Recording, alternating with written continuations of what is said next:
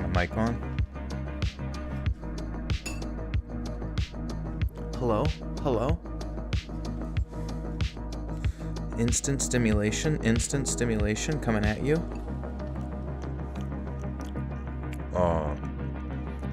Oh my god. That tastes fucking good.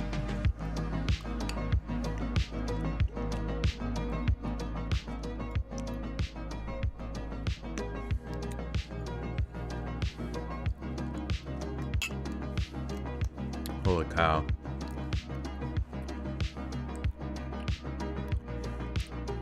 Your neighbors called and asked me to tell you to turn off the light and put some pants on. Tell them they can kiss. They can kiss me. Just like I saw them kissing Santa Claus.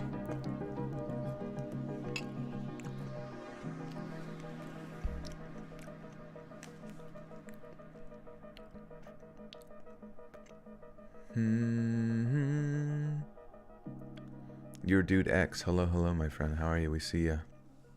Have you heard of Com Truise? The background music is like him. I have. I love Com Truise. Com Truise has another side project called... Oh, fuck, what's it called? Something like Mandarin Monday. Fuck, what is it called? Mannequin Monday? What is that called? No. Sarin Sunday. Sorry, there we go. We got it right. Sarin Sunday. And those are a lot like Boards of Canada, if you're familiar with Boards of Canada. And it's so fucking good, dude. Com Truise is very, very talented.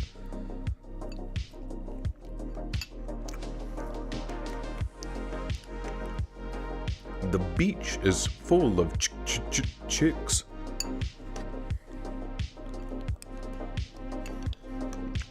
You just ate watermelon? Oh yeah. I'm eating a big bag of mixed berries. I don't know. I've been binging lately, but on good stuff, you know? If ever there is something to binge on, mixed berries is the best fucking thing. Wort.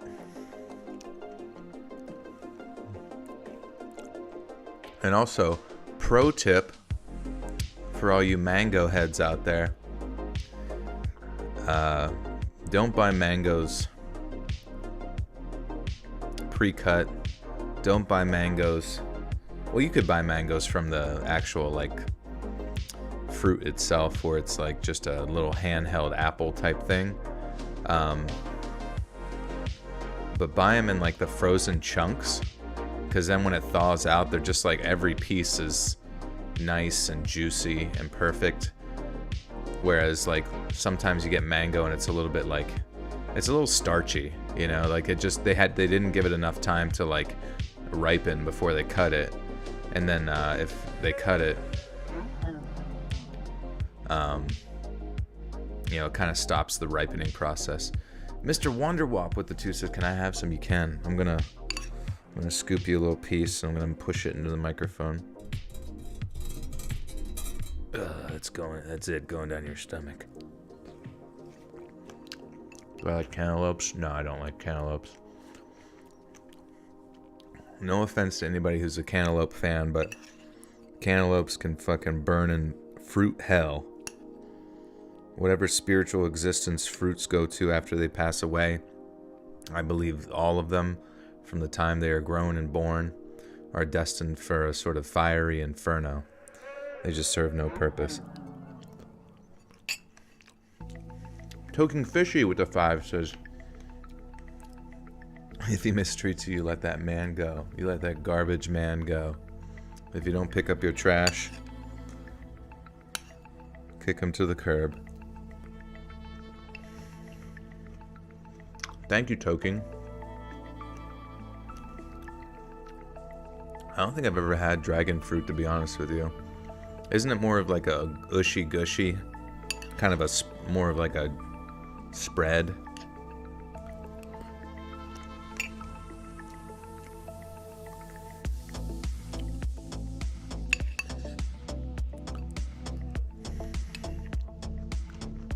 They're called rock melon. Oh, the cantaloupes are called rock melon. They should be called Satan's testicles.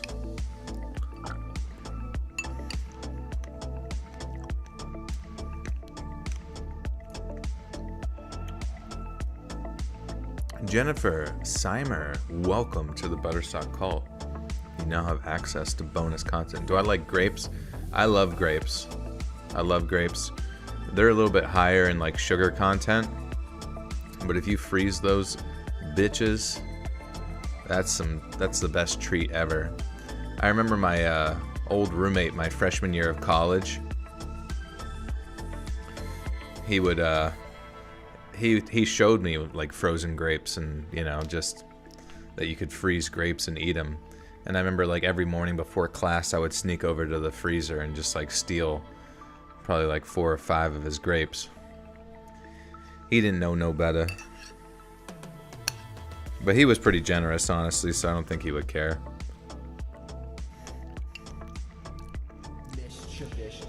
Hey, what's up, Gavin?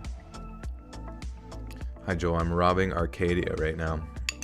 Is that like a big arcade? It's a whole oh, that'd be sick if a whole city was made out of an arcade.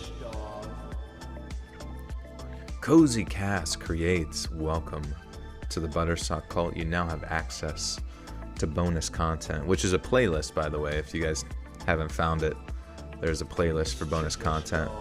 And Claire Connolly, welcome back for 13 months. The Jinxed 13. He will ignore all my comments this month. JK, my birthday is Saturday. Yay, nice. What are you gonna do for your B-Day? Hopefully be happy and have fun. I eat so many fruits daily, it's like eating a whole chocolate cake and sugar, I swear. You know, it might be, but I'm sure there are other aspects of it that your body is thanking you for, such as the amazing fully formed shits that you create from it.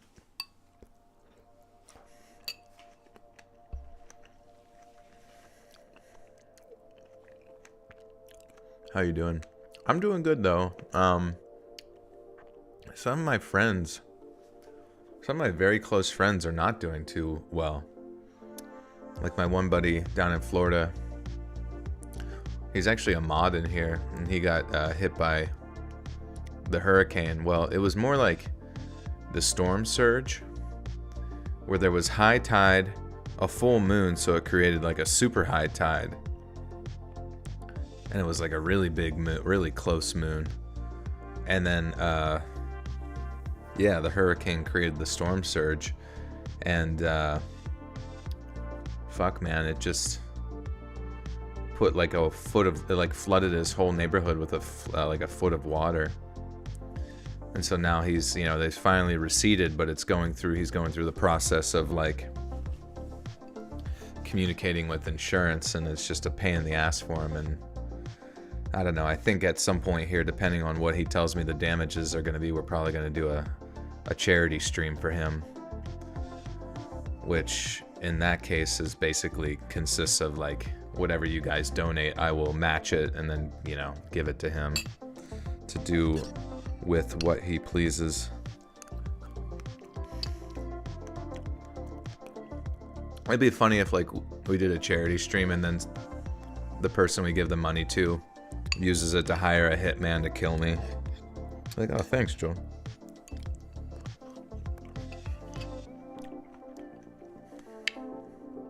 Has he contacted FEMA? You know, I'm not sure. Can FEMA be helpful in that regard, or is it like, it's not that he needs like evacuated or anything, but do they help out financially?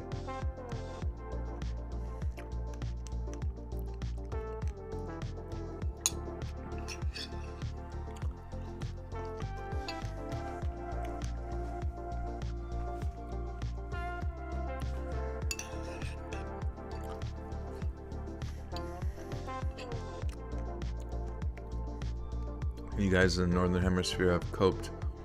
It caught it bad this summer. Not looking forward to what we will get down here. We have some fires already, and it's only just spring. Yeah, fuck. Only Mr. Beast hires hitmen to chance and chase and kill him.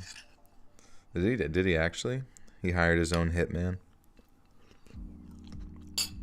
I hired over 100 hitmen to find me and kill me.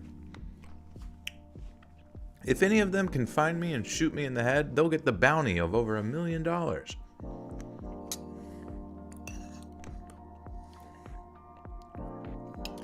Mr. Beast is 5 years older than me, and he is half a billionaire. How?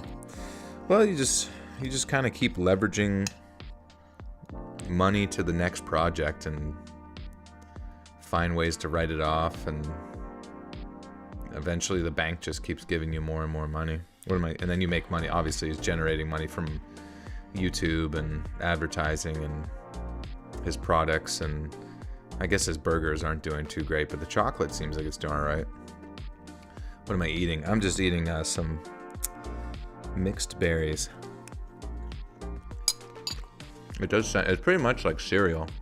Much healthier than cereal. It'd be funny if, like, I feel like a lot of the times I get into, like, food fads and talk to you guys about it. It'd be funny if I just started eating, like, Pradeep's cat shit, and I'm like, guys, it's... The cat digestive system has, like, over 10 chambers that it can process his little kiblets through. It's really good for you.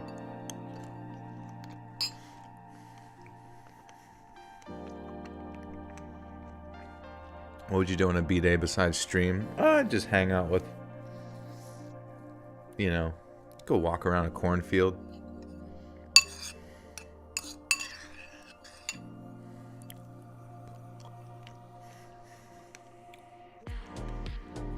Magic spoon.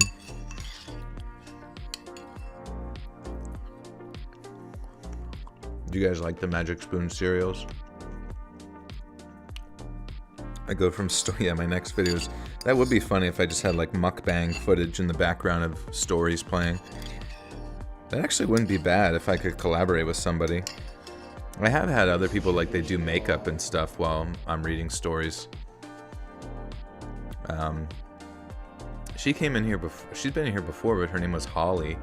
She did makeup, and I had her in the background of the video as a sort of collaboration.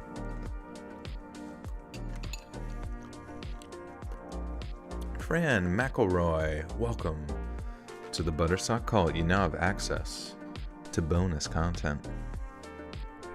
Oh yeah, that would be a members-only content video. Mukbanging. Today I'm banging this pile of muck. What the fuck kind of name is that? Mukbang. Sounds pornographic.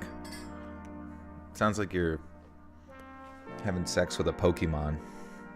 But like one made out of mud. Anyone happen to be a genius tutor in statistics? Oh, we can ask ChatGPT. It's a genius. We made it into a genius. I'm pouring out some more berries. I'm trying to be... If bears can be as strong as they are in the woods, I gotta eat like a bear.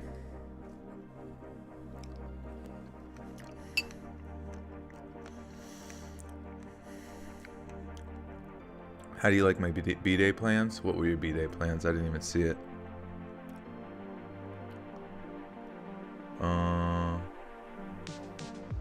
I don't see it.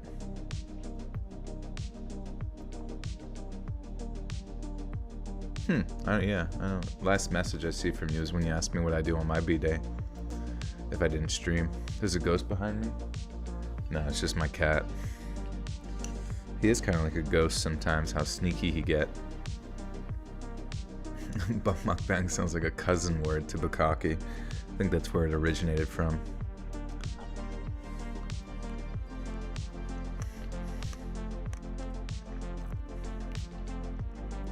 What's green and smells like pork?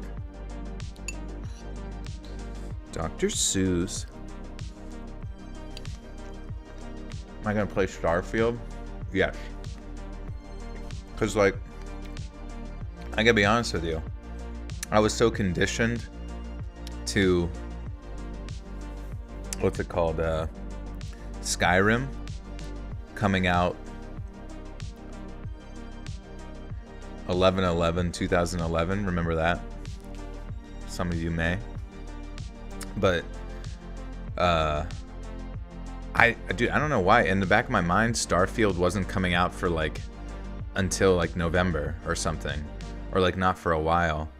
And then when people tell me it's coming out like early in like a few days or it's already out, I'm like, what the fuck?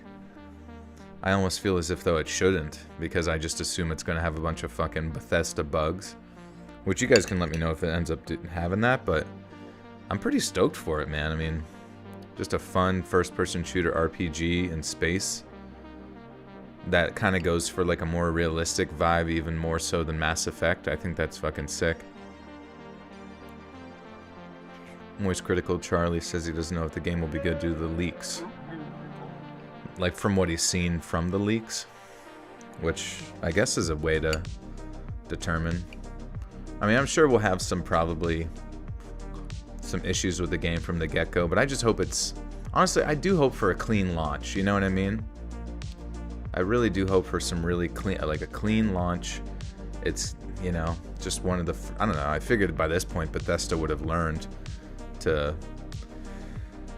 not be like Cyberpunk 2077.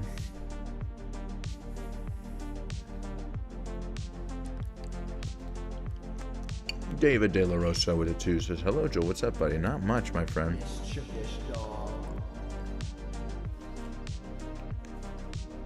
Ian Fox with it. Welcome back for 17 months. Playing Starfield now. Let's go, dude. How is it?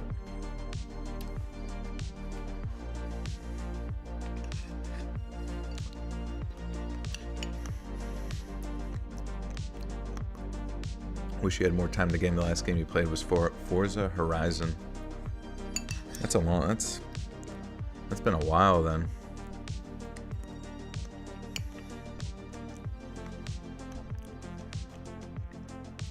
When do the stories start? They start in 58 seconds. But I'm still eating a bowl of this shit.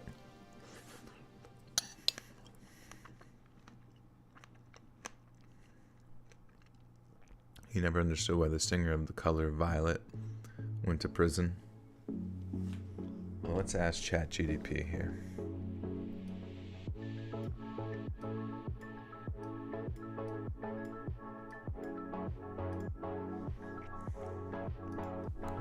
ChatGDP. Oops. Fuck, I can't see my keyboard. Why did the lead singer of the color violet go to prison? My last knowledge, 21 color violet or any incident involving the lead singer going to prison. Oh, they don't know anything about it. Oh, I don't know. And I've already lost interest, I'm sorry. What's up, Ryan? Love you too. Good to see you. Alright, friends, let's get spooky. If you like that synthwave beats, be sure to go follow Lo-Fi Girl on their playlist 2 a.m. chill session, synthwave and chillwave. And Girl Veteran, welcome back for 7 months. His last game I played was Super Mario Brothers. I have tried to play PlayStation, Xbox, etc., and I get stressed the F out with all the buttons. I'm so old. That's fair. I guess it's hard, you know? It's hard to adapt to that. I remember when I was a kid, I had like a Sega Genesis, and my mom would try playing video games, and I would get stressed out watching her play the video game because she was so bad at it. And I think I was a bit rude.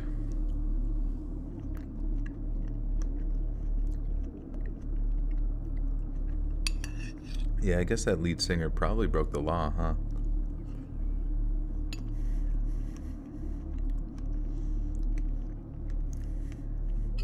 The topics tonight is about garbage men or sanitation engineers, or as they call them, trash prostitutes. Just kidding.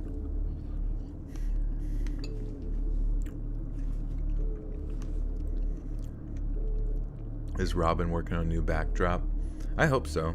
I hope so for spooky season. Whoops, we can get something. Have I ever played Dark Souls? Yeah, I suck at Dark Souls and I don't like it. I like the art and the setting, but that's about it. And the music.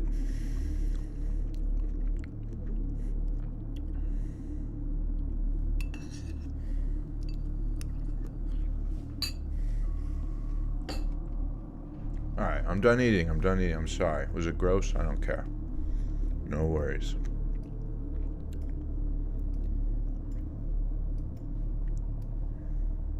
I just wanted you guys to be a part of my life.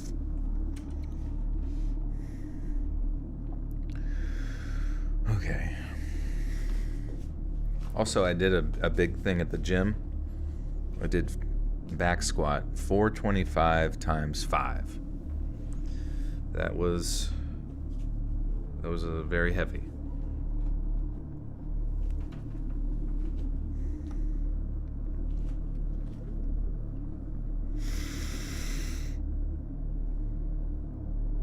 I worked in waste management for a couple of years back in the mid-90s.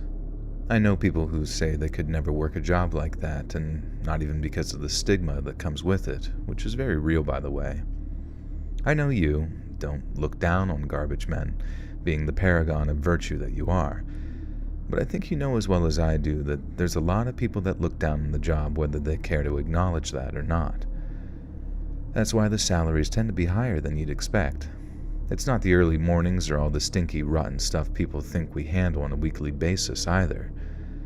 By the time I got into it, all you did was hook dumpsters up to the truck, push a button, and then hey, presto, garbage is gone without barely having looked at it. It's because people think less of you, subconsciously too, but at the time that I applied for the job, I was more than accustomed to being looked down on. I spent the better part of my late teens and early 20s addicted to heroin, and although that whole saga would make for a horror story all on its own, that's not the story that I'm trying to tell you today. In fact, I don't even think this story is all that scary either. My life was never in danger. We didn't find a dead body or almost crush some homeless dude, which almost happens with an alarming... which actually almost happens quite regularly, and I can't say that I suffered any sleepless nights after what happened here.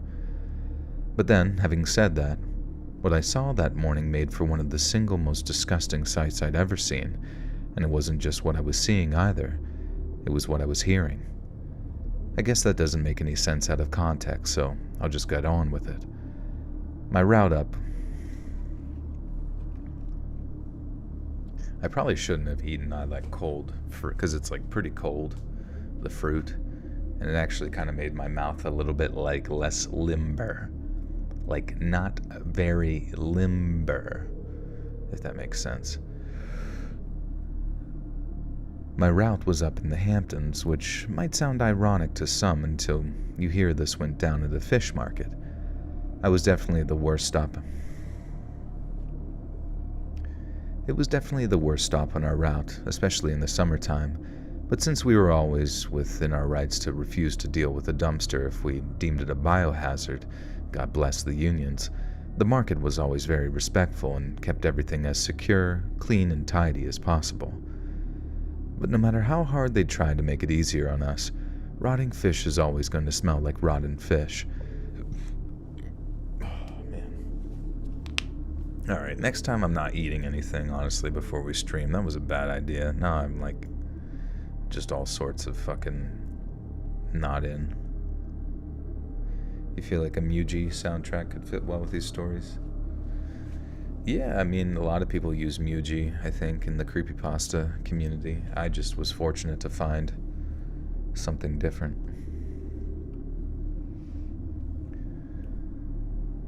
But no matter how hard they tried to make it easier on us, rotten fish is always going to smell like rotten fish.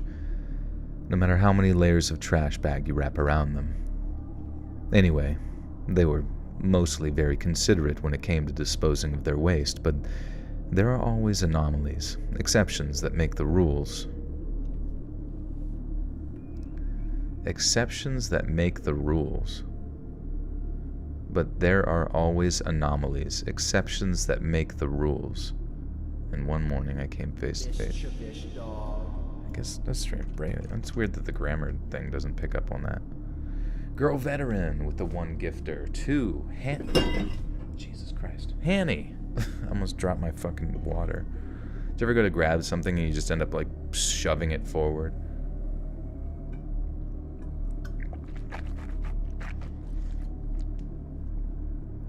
And Claire with the 2 says, Lily licking liver lovers leaping like leapfrogs.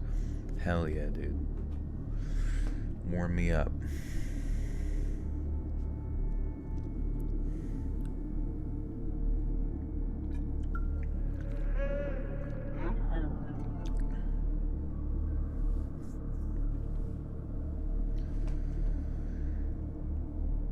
Anyways, they were mostly very considerate when it came to disposing of their waste, but there are always anomalies, exceptions that break the rules, and one morning, I came face to face with that exception. As we were driving up to the dumpsters, both me and the driver noticed something was off almost immediately. Usually speaking, each of the dumpsters would be closed and then locked with a hex key, something which came into practice to stop animals or homeless folks from getting in. But then on this occasion, each of the dumpster lids were opened slightly with what looked like ripped open bags of rice with their contents spilling out onto the grounds in front. Oh yeah, that was a bad idea to fucking... I should have just drank tea like a normal person. God damn it.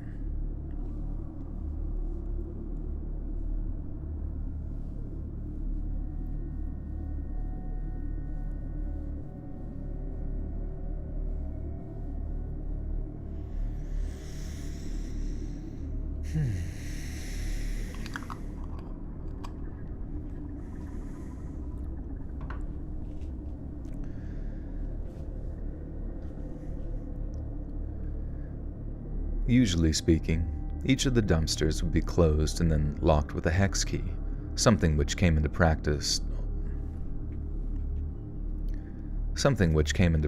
to stop animals or homeless folks from getting in. But then on this occasion,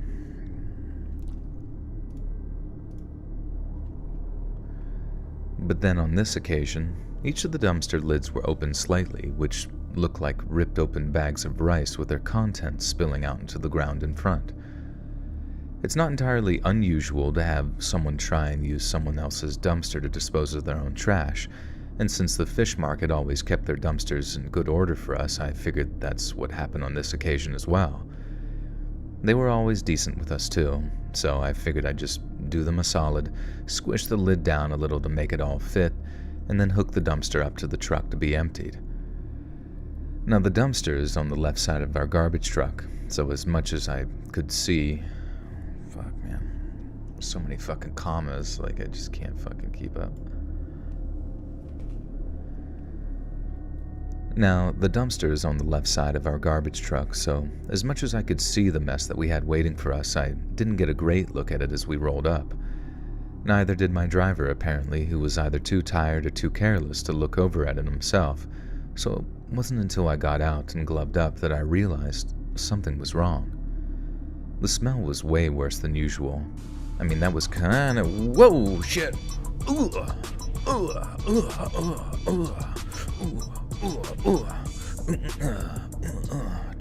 Twerk. Oh shit. Emily Jane with the big 50 buccarinos. My goodness. Says I just want the twerk music and dance. Also, you're my favorite live streamer. Thank you, Emily. Thank you.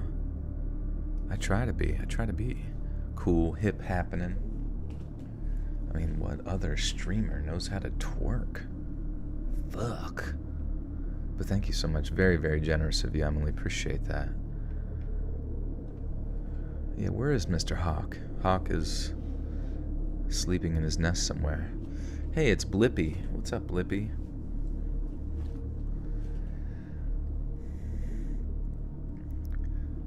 The smell was way worse than usual. I mean, that was kind of a given, seeing that the dumpster wasn't closed and locked, but it's just way stronger than I expected it to be.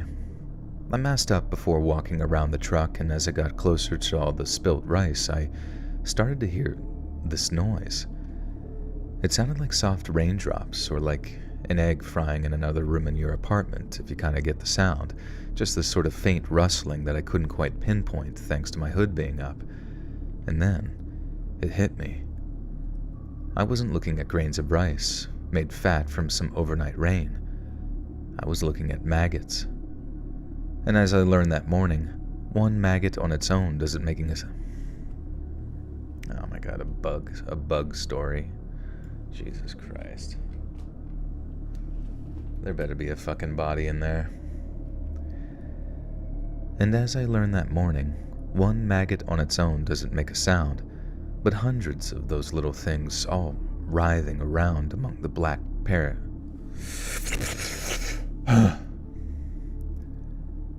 And as I learned that morning, one maggot on his own, God, fuck, man, I can't. It's a bug's life. Jake Ryder, thank you. And as I learned that morning, one maggot on its own doesn't make a sound, but hundreds of the little things all writhing around among the black plastic trash bags. It sounded like something sizzling on a skillet. I didn't exactly run off screaming or anything. It wasn't that kind of scary. I guess it was that moment of realization, connecting the dots between what I was seeing and what I was hearing.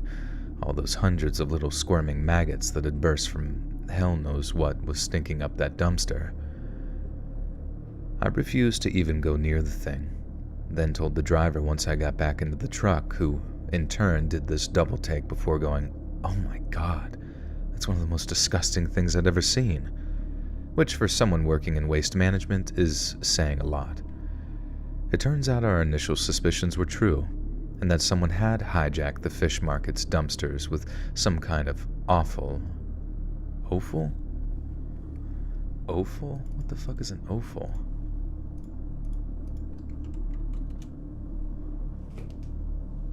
Waste parts, especially of a butchered animal, rubbish.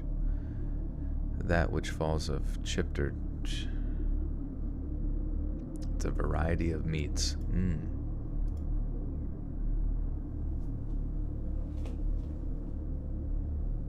Shout out just made him number 1. Let's go.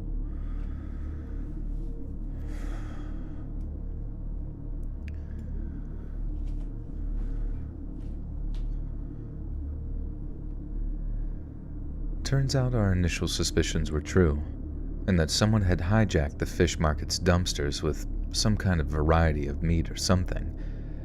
I feel kind of bad for him because it was the fish market that had to deal with it, and it must have made for one type of job, I can tell you that.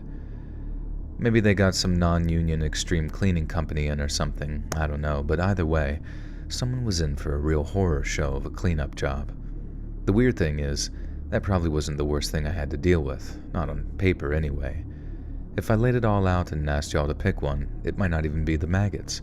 But I swear, if you were there with me and heard that sizzling, fried egg wriggling as all those maggots feasted on whatever rotten guts were in there, it'd stick to you like it stuck to me.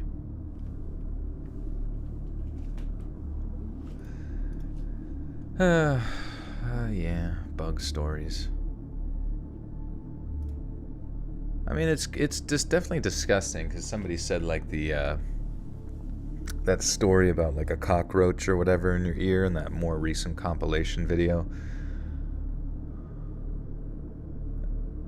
Oh, offal's pronounced awful. Whatever. It's such a weird word. I feel like it'd be confusing.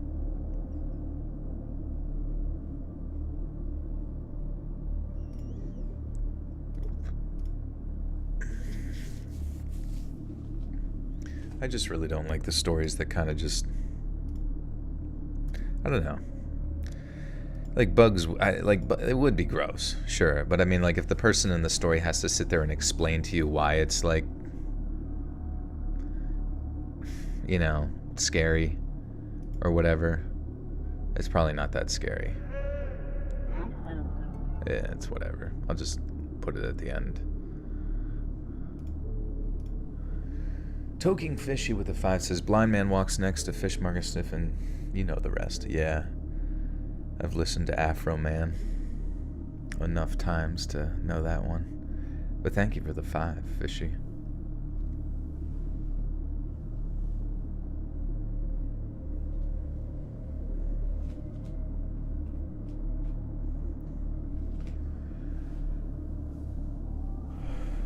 The cockroach story goes on the greatest hits, yeah. I wish there was somebody that could, like, objectively collect all the greatest hits, put them in one compilation. Playing GTA at horse race and making bank, nice. Can you ride the horses in GTA? That would be sick if they did some sort of crossover with Red Dead.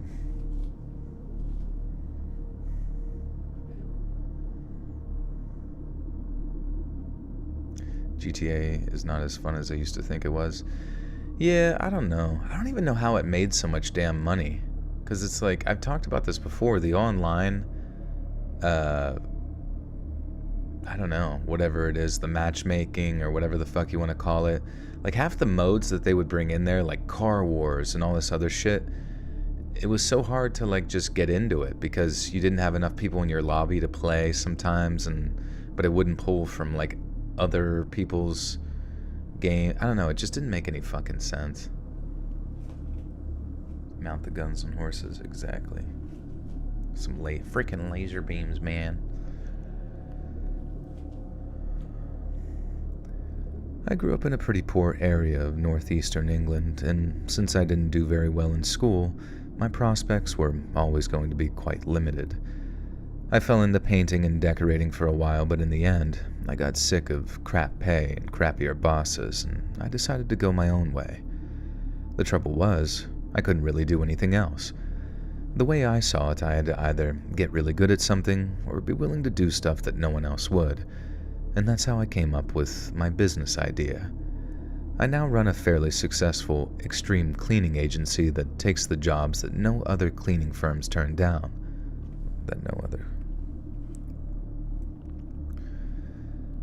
I now run a fairly successful extreme cleaning agency that takes the jobs that other cleaning firms turn down. Our only 2 rules are that everything remains above board and legal, and we don't clean what we haven't seen. The last part is particularly important because I never used to operate that way. If someone agreed to pay my quote, I'd be over to the property in question at the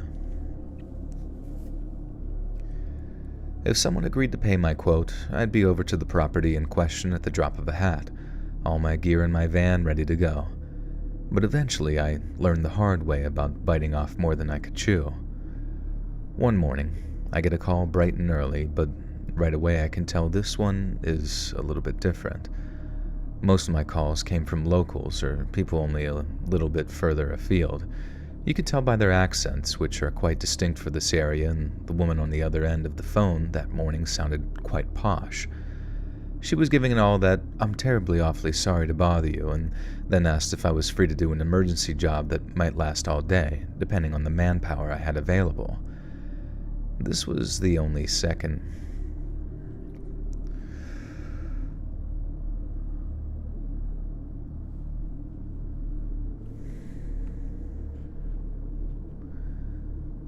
This was only the second year of me being self-employed, so I was still working alone, having sunk all my money into the specialist cleaning and safety equipment I needed. I actually did have a job lined up that afternoon, so I apologized and told the woman that we'd have to make it another day. The posh woman then started asking me, "Are you sure you can't reschedule your other appointment?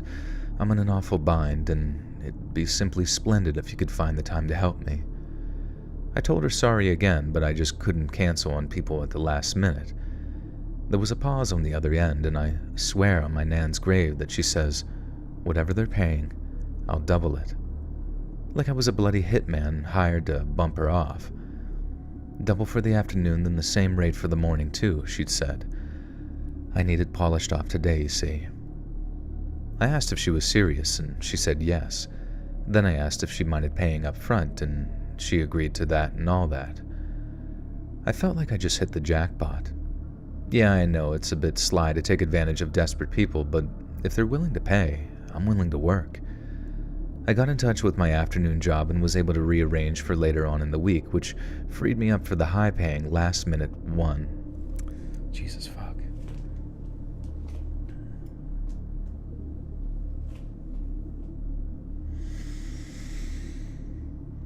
Anybody here in the chat very posh?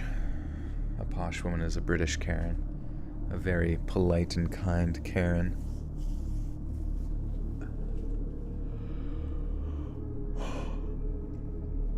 I got in touch with my afternoon job and was it... Who's that? Hey, Primetime Crime! With the 222. Thank you, my friend. Appreciate you. I don't think I've seen... Have I seen you in the channel before? Primetime Crime? Oh, it's a channel, alright. With 26.5k subs. Nice. Primetime Crime... Primetime True Crime Weekly Recap. Hashtag crime, hashtag... Oh, interesting. You might want to reconsider your titles there with all those hashtags, because I don't really think hashtags necessarily apply. Well, like, hashtags in the sense of having them in your title, you know what I mean? Like, I understand you're trying to, like, reach an audience, but sometimes they would probably do better without all of those things. Like, even just a... I don't know, just like better titles, you know what I mean? Because it sounds like there's something that you want to cover, like weekly recap of crime that has occurred. But honestly, I would use specifically not specifically the name, or basically what's like the big thing of that day. Like, you won't believe, or so and so shot in the head. Like, these kind of titles, they're all the same. And I feel like it's really digging into your, like, metadata, if that makes any sense. To where, like, if I just saw something titled Primetime True Crime Weekly Recap, I wouldn't really know the context of it, and therefore I wouldn't really, like, want to click on it per se. I hope that makes sense. You can put those hashtags, but you can just put them in your typical place where you put tags and videos and down at the bottom.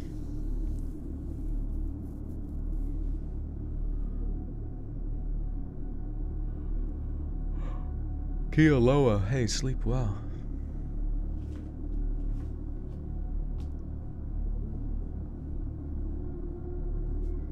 You always thought posh was a bad thing thanks to hearing Cox Barrier in my high school years. Anyone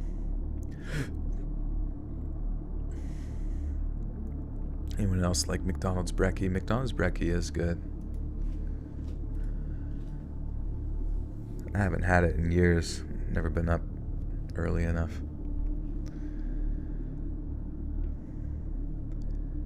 I got in touch with my afternoon job and was able to rearrange for later on in the week, which freed me up for the high-paying last-minute one that had just come in. I then got myself over to the property, met the woman I thought was the owner, and she gave me the key. It's only then, right as she handed me a cash-stuffed envelope, that I asked what I should be expecting, just to get an idea of how bad it was. She says it wasn't all that bad on the inside, but that she needed someone discreet on the off chance that there were any items of a sensitive nature.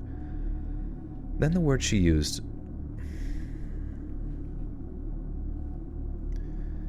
That's the word she used. Sensitive.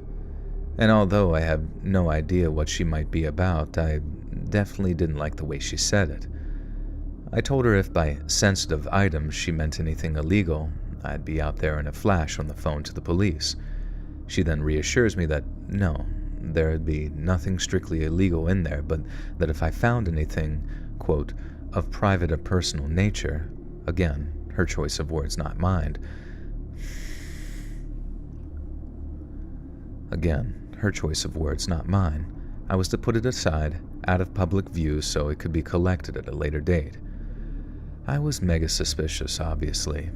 I'd had some weird jobs, and they were all weird jobs in their own way, I suppose, but this seemed extra weird.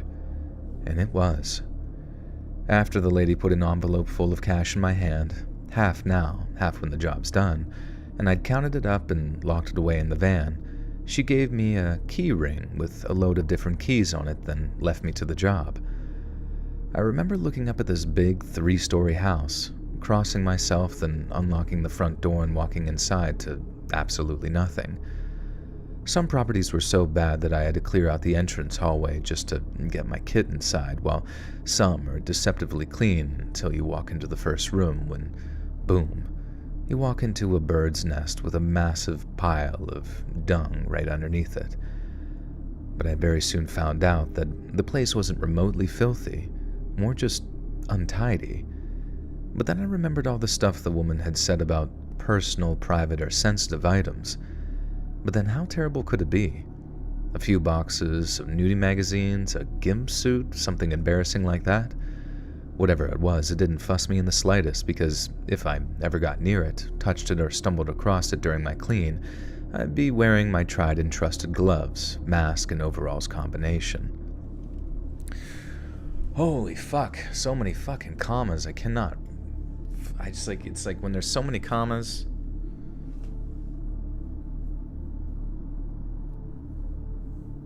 Ooga booga.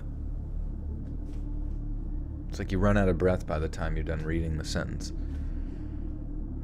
Joel is crunk. I feel kind of crunk. Me crunk. Me get tipsy with Little John and East Side Boys.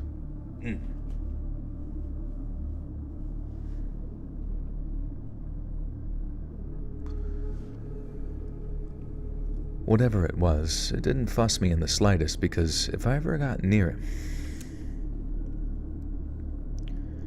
Whatever it was, it didn't fuss me in the slightest, because if I ever got near it, touched it, or stumbled across it during my clean, I'd be wearing my tried and trusted gloves, mask, and overalls combination. I think my only real issue was how long the job might take to complete. 3 floors, 2 bathrooms, 4 bedrooms... To get every room spick and span might take 12 hours, maybe a bit more. I could call in some help from a mate that I roped in from time to time, or I could work harder than I ever had in my life and walk away with just shy of $2,500. First thing I noticed when I walked into the house is that, by the looks of things, it hadn't been redecorated since like the 1970s. The hallway carpet had this horrible kind of circular pattern on it, in red, brown, and orange colors, and it ran all the way up 3 flights of steep stairs.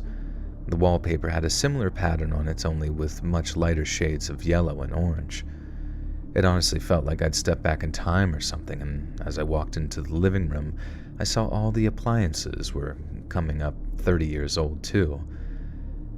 There was a big old cabinet TV in one corner, a record player in the other, and like I said before, it didn't look too filthy or abandoned, just untidy, like someone really old and infirm had been living there before they got moved into an old folks' home or something.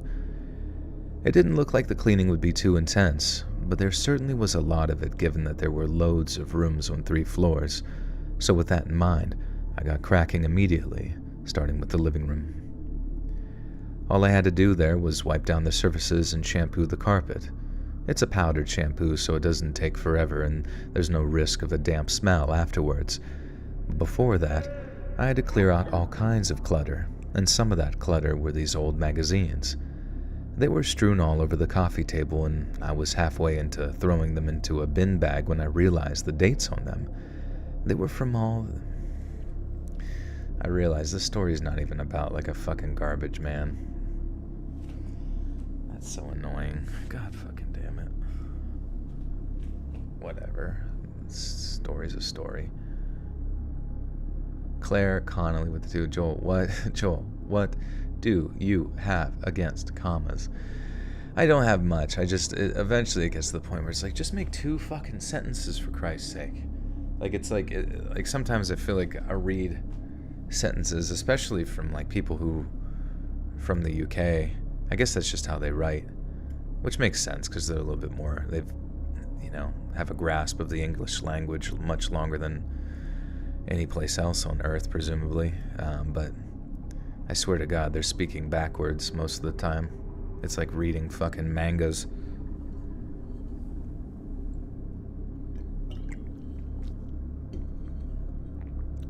Garbage men adjacent stories, yeah.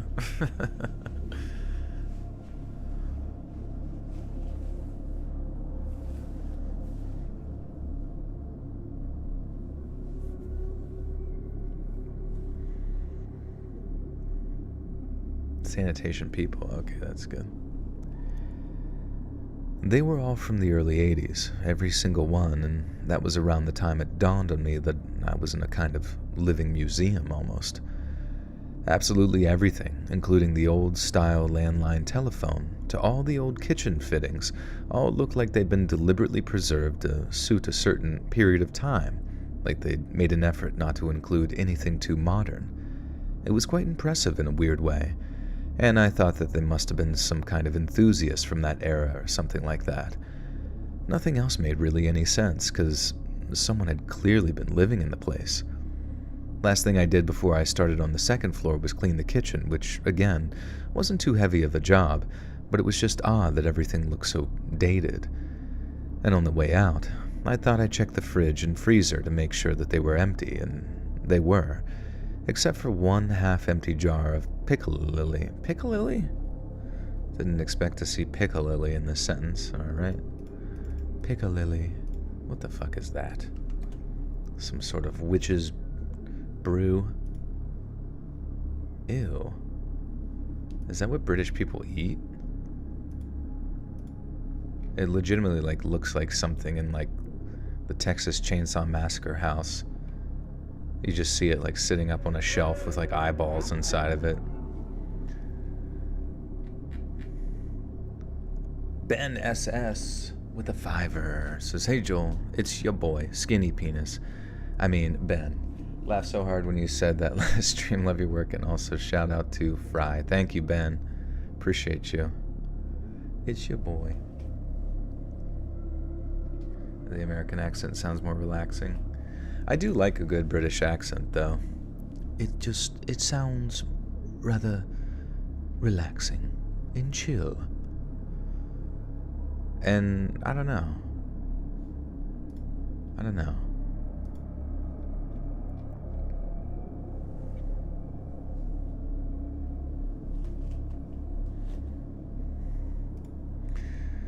Alright, how do you say this word, though? This made-up British schmear. Piccalilli. Okay. They smear it on toast. Pre-made beans. Alright.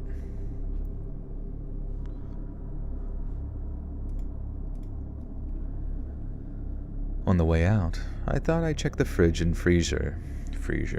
Check the freezer. On the way out, I thought I'd check the fridge and freezer to make sure that they were empty, and they were, except for one half-empty jar of piccalilli at the back of the top shelf.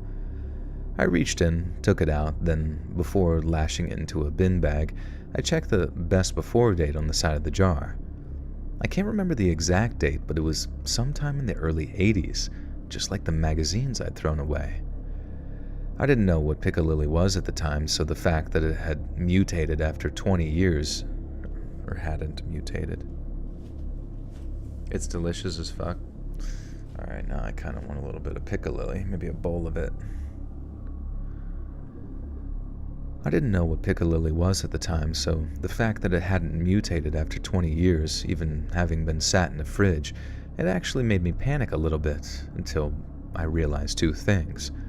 Number one, you could print out an old label to stick on a jar, and number two, the list of ingredients meant that it could well have been from the 80s and just What?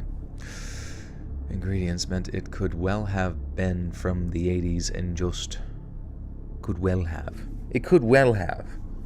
Not that it could have. It could well have. That's when you know it really could have been something, when it could well have. Number 1, you could print out an old label to stick on a jar, and number 2, the list of ingredients meant that it could well have been from the 80s and just had nothing happen to it.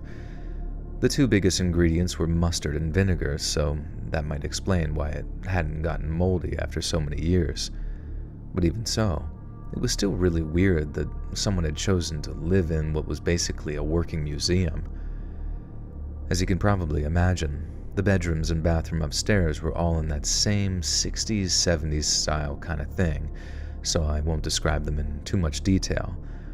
Only 2 of them seem to have been used anytime recently. One is like a guest room and the other is an actual functioning bedroom. Loads of the clothes in the cupboards of that main bedroom looked really dated, but I pictured a lot of old man clothes. I don't quite know what old man clothes are now that Fuck, man. Cam jar with a 269. Crunk, crunk, crunk. We getting crunk. Oh, yeah. We getting crunk tonight. We getting crunk tonight.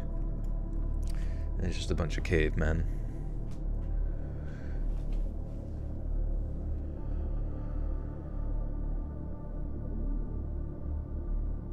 You ever thought of writing your own horror novel? You read hella stories by now. I think you might be able to come up with your own good short stories of full-length books. Well, I do hope to get an animation channel. I mean, I have so many ideas for shit I want to do. I just need to get the systems in place to get them operating and find the appropriate people to do it. I still really want to do a true crime channel with all the true crime shit that I cover on this fucking channel.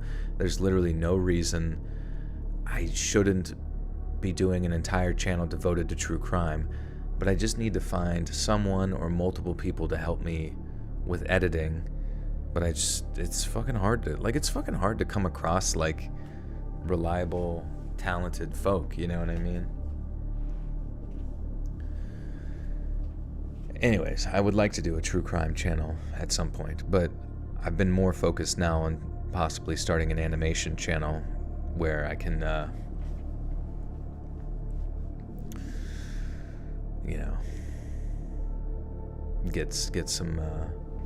get some of my stories that I could come up with out there. I think that would be a lot, like, pretty satisfying.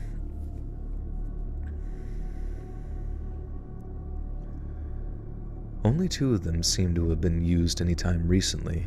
One as a guest room and the other as an actual functioning bathroom. Loads of the clothes in the cupboards of that main bedroom looked really dated, but I pictured a lot of old man clothes. I don't quite know what old man clothes are now that I think about it. Maybe flat caps or woolly jumpers or something. I don't know, but definitely not these flared jeans and bright orange low-cut t-shirts. And it was about then that the museum idea really started to make sense in a weird way. As I carried on cleaning, I remember thinking, it's probably some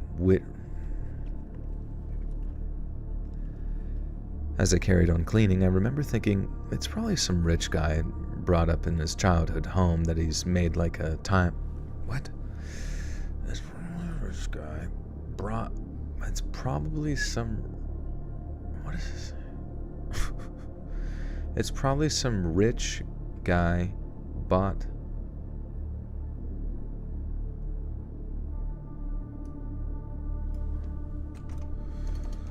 Guy who bought up his childhood home and he's made it like a time cap. Yeah, we get it, man. We get it. It's a fucking time capsule. We get it.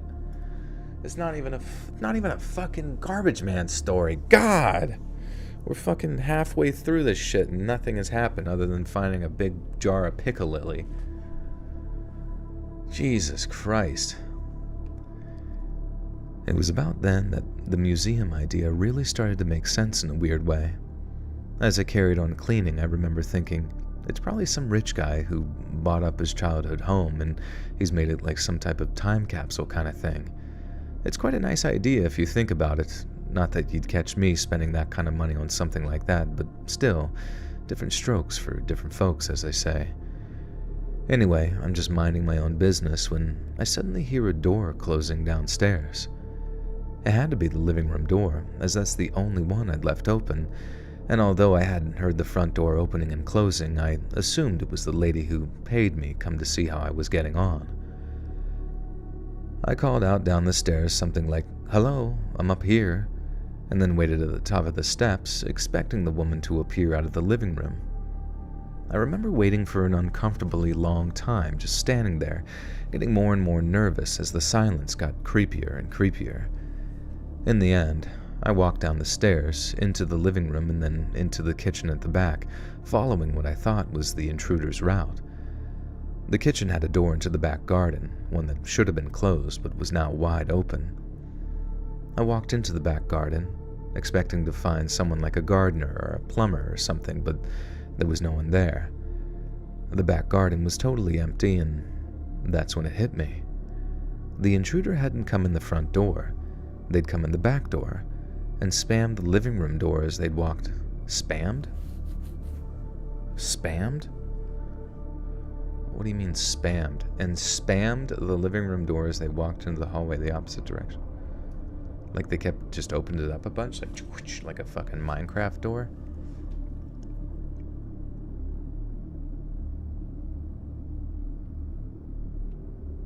The fruit gets me all hyped up.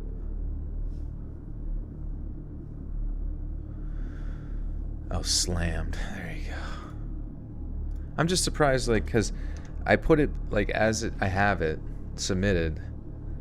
I bring it over to Google Docs, but I'm just surprised that Google Docs doesn't pick up on that grammar. But I guess spammed could be technically a verb that could...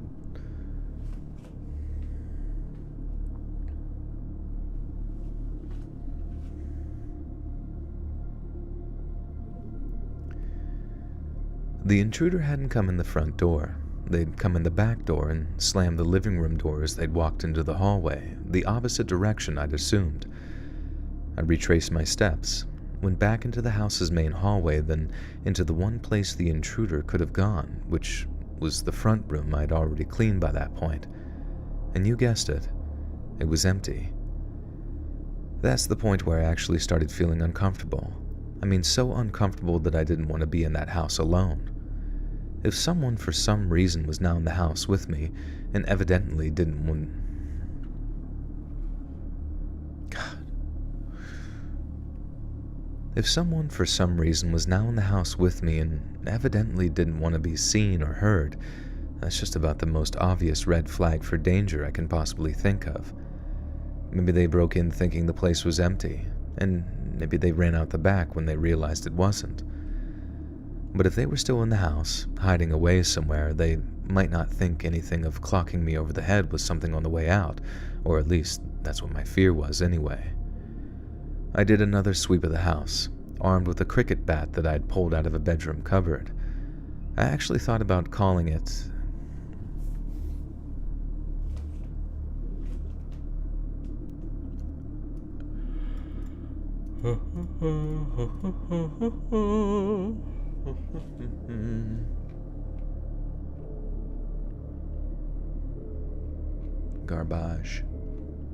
Garbaggio. I think we need to move on from this story. We're getting there. If I don't include the story, I won't have any content. And then I'll die.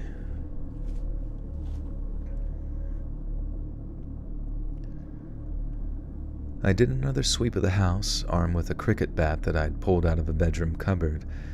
I actually thought about calling in that help from a mate of mine too, but just as I was about to hit the dial, I thought of the money. We always did a 60-40 split, which meant handing him a hell of a lot of cash for a job that was 2/3 of the way through. I couldn't exactly lie to him about the pay. I'm not that much of a scumbag, and it did make sense to have him around in case anything dodgy did happen. But then that little voice popped up in my head like...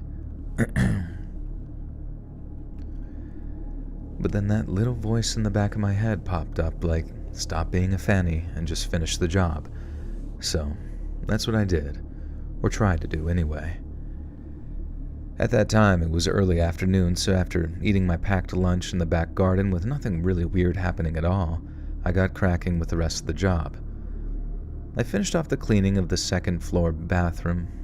Penis, balls, and shit. I finished cleaning this... Okay, yeah. You're so excited we're already in September. Ah, I wish I was excited it was September. Wake me up. Oh, it isn't. When ship schmember schmensch do do do do do do. I fucking hate that song so much. I hate it.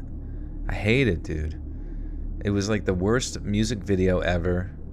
It was just like a kid forcing himself to go fight 9/11 wars just cause it paid for like his computer programming degree and for his girlfriend that he thought he loved. And then it was also the fact that like every time the music video came on I had to go to school, and I hated school, and fuck school.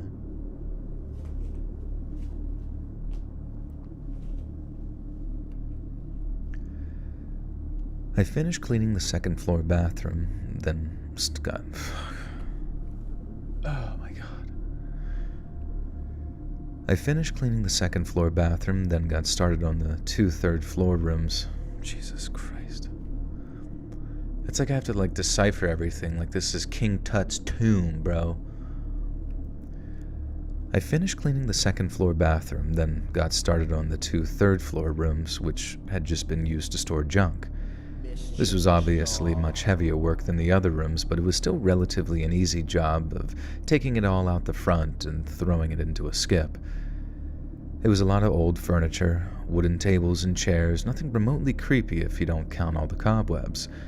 There was just one thing I was really dreading, and that was the small loft space with a pull-down stair ladder. I thought about just ignoring it and hoping that I could get away with not cleaning it. But then all it would take was one walk around and there was a good chance payment would be withheld until I'd clean it. Not wanting to take that chance, I got a torch out of my van, mustered up the guts to pull down the ladder stairs, then pushed open the little hatch at the top. My torch went in before my head did because I wasn't about to stick my head up into a dark space like that. So as I stuck my head up, I was shining the torch around, and then I saw something that had me almost falling back down the ladder in fright. In one of the 2 tallest corners of the loft, there was a figure. At first all I saw were these 2 dark eyes, shining back at me as the torch beam hit them. I scrambled back down a few steps, still seeing those big black eyes in my head as my heart started pounding in my chest. I think if I hadn't worked out what I was looking at in the next few seconds, I honestly think I'd have filled my pants, but as my brain worked overtime out of pure terror, it suddenly hit me that I'd seen those big, dark eyes before. Slowly but surely, heart still going a mile a minute, I stuck my head back up into the loft to see a gas mask staring back at me. It had been mounted on the top of some kind of mannequin, and there was a military uniform underneath it that looked like it could have been World War I or II, that sort of era anyway. Sitting next to it was an old-fashioned luggage trunk with a big, hefty-looking padlock on it, and it occurred to me that these might have been the personal private items that the woman might have been talking about. Aside from a bit of disgusting, fuck.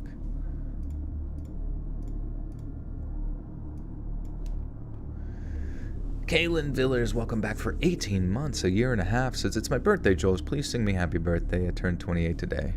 Okay. Happy birthday to you. Happy birthday to you. Happy birthday, Mrs. Kaylin. Happy birthday to you. Happy birthday, and thank you for 18 months. It's crazy. What are you doing for your 28th? You just ate fried chicken and threw up? Nice, dude. That's how you know it's good.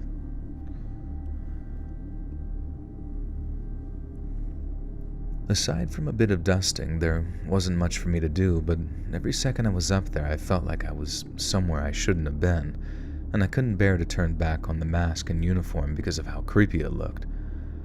I was very glad to be done up there, and after a quick once-over to make sure everything was looking good, I gave the woman a girl... What? I gave the woman a call, I guess.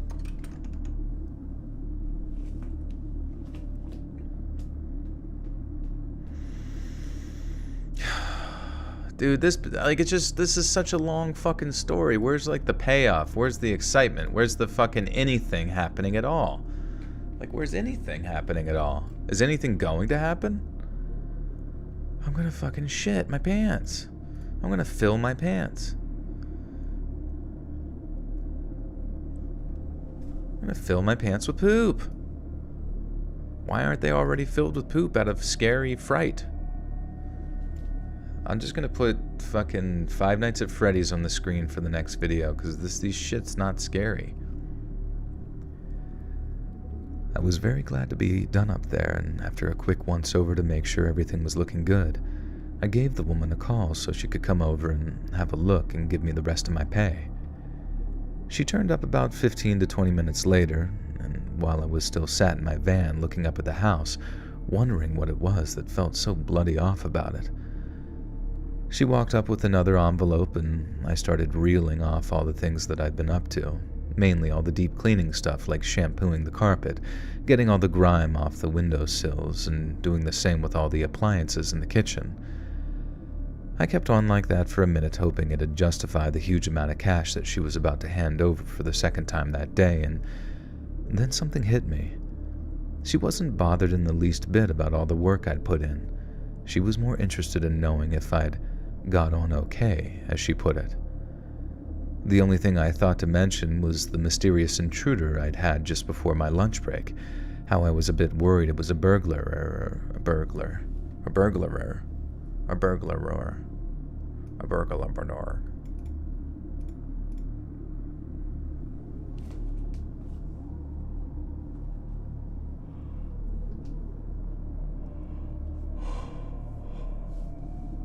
I should put some pants on. Fuck that! The government can't tell me what to do.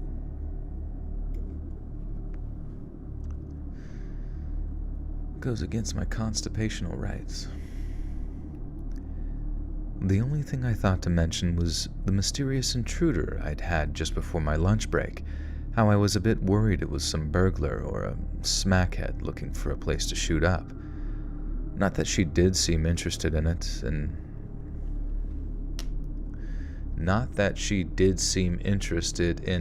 asked me to tell her exact.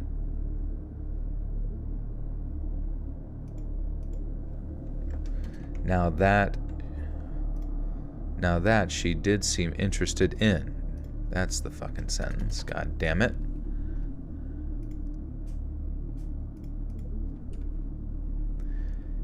Now that she did seem interested in, and asked me to tell her exactly what happened.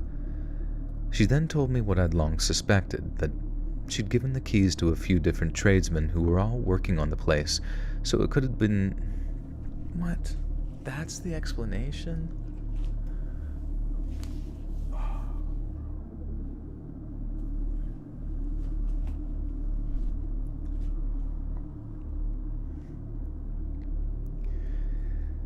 She then told me what I'd long...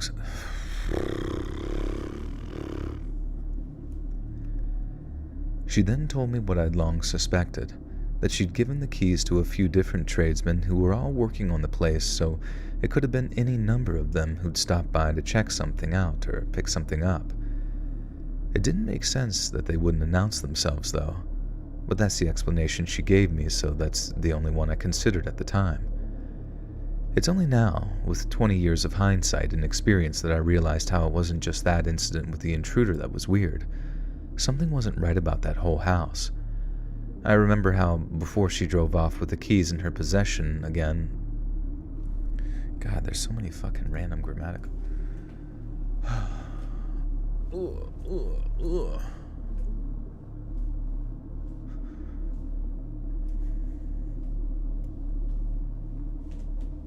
This is like you're in like a chocolate factory. You're like seeing how the chocolate's made at the chocolate factory, and then every once in a while, like the guy that's showing you how the chocolate's made, he keeps seeing like one of the Oompa Loompas keep trying to dump a bag of like cow shit into the chocolate, and you're like, and the guy has to be, no, don't dump cow shit into the fucking chocolate. Stop. And he just has to go over and like grab the Oompa Loompa and pull him away before he dumps cow shit into the chocolate. But I don't know, that's what the Oompa Loompas like. They like to eat piles of fucking poop.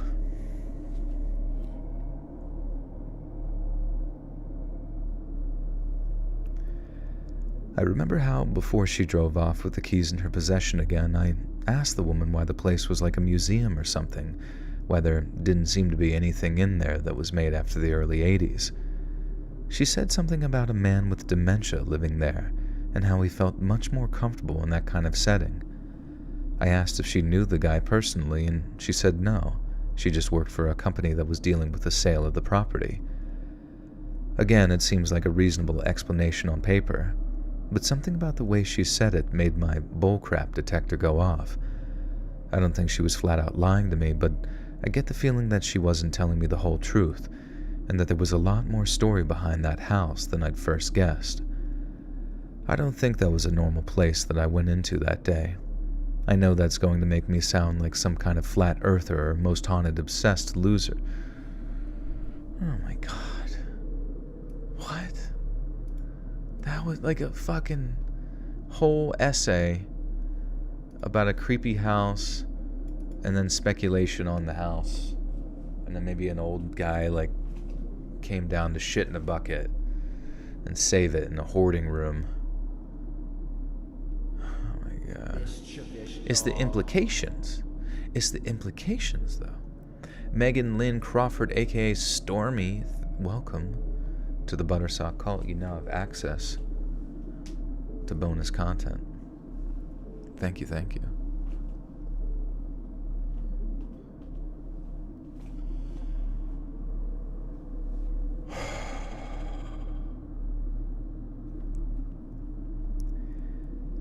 Again, it seems like a reasonable explanation on paper, but something about the way she said it made my bullcrap detector go off. I don't think that she was flat out lying to me, but I get the feeling that she wasn't telling me the whole truth, and that there was a lot more story behind that house than I'd first guessed. I don't think that was a normal place that I went into that day. I know that's going to make me sound like some kind of flat earther or most haunted, obsessed loser, but I mean it. I don't think that I was sent in to clean the place. Not really. I think I was more like a guinea pig. Spend a few hours in there, rummage around, see what happens. I didn't get frightened or hurt or anything like that, but something did happen in there. Something I'd never been able to explain, even all these years later. I don't even think it was just that one weird incident with the intruder. I think something was wrong with the whole house. Or rather, not that there was anything wrong with it. It just wasn't like any place I'd ever been before, and, in a way, I just can't find the words to explain it. I sometimes think about asking around the old painting and decorating boys that... Painting and decorating boys?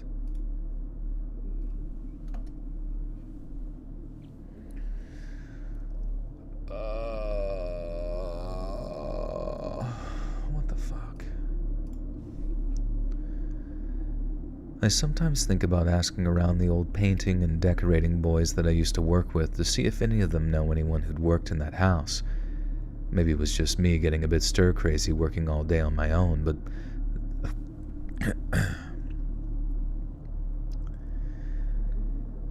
Maybe it was just me getting a bit stir-crazy working all day on my own, but then again, maybe there's something about that house that's very different from any other. What? Sanitation adjacent. A sanitation adjacent story. Not even sanitation oriented. Not even garbage. There was no garbage. Where was the garbage? I was looking for a big fucking pile of garbage. Now, if you told me they, he was a garbage man. He was rummaging around the garbage lot. And he came across an old man who lived there in the garbage lot who shouldn't. I don't know, man. That story just made me mad. What are we supposed to gather from that? That there's just like some fucking... There's a crazy old man that lives in a house under the sea, SpongeBob Square, poop pants? I don't know. I'm not even sure what I'm trying to say. It's not fun.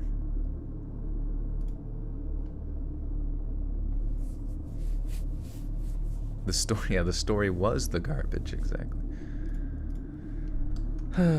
Whatever.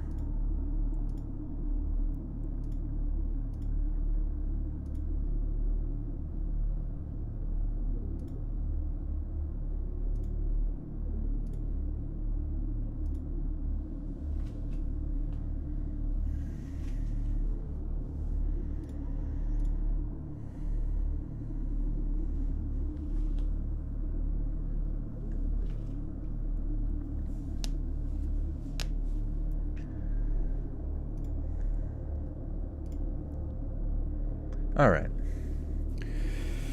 Please, Lord above, please, garbage gods, give me a story about garbage. Please. Let this one be wholly and solely about a man who tends to the world's filth. And blesseth upon me the ability to read it and to not be British.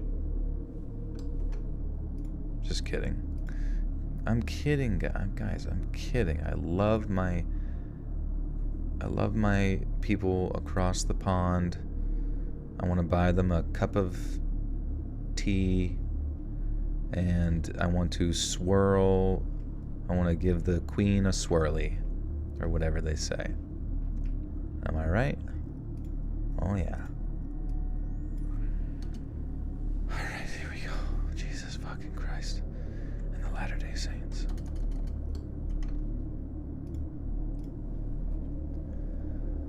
Long-time listener, first-time caller.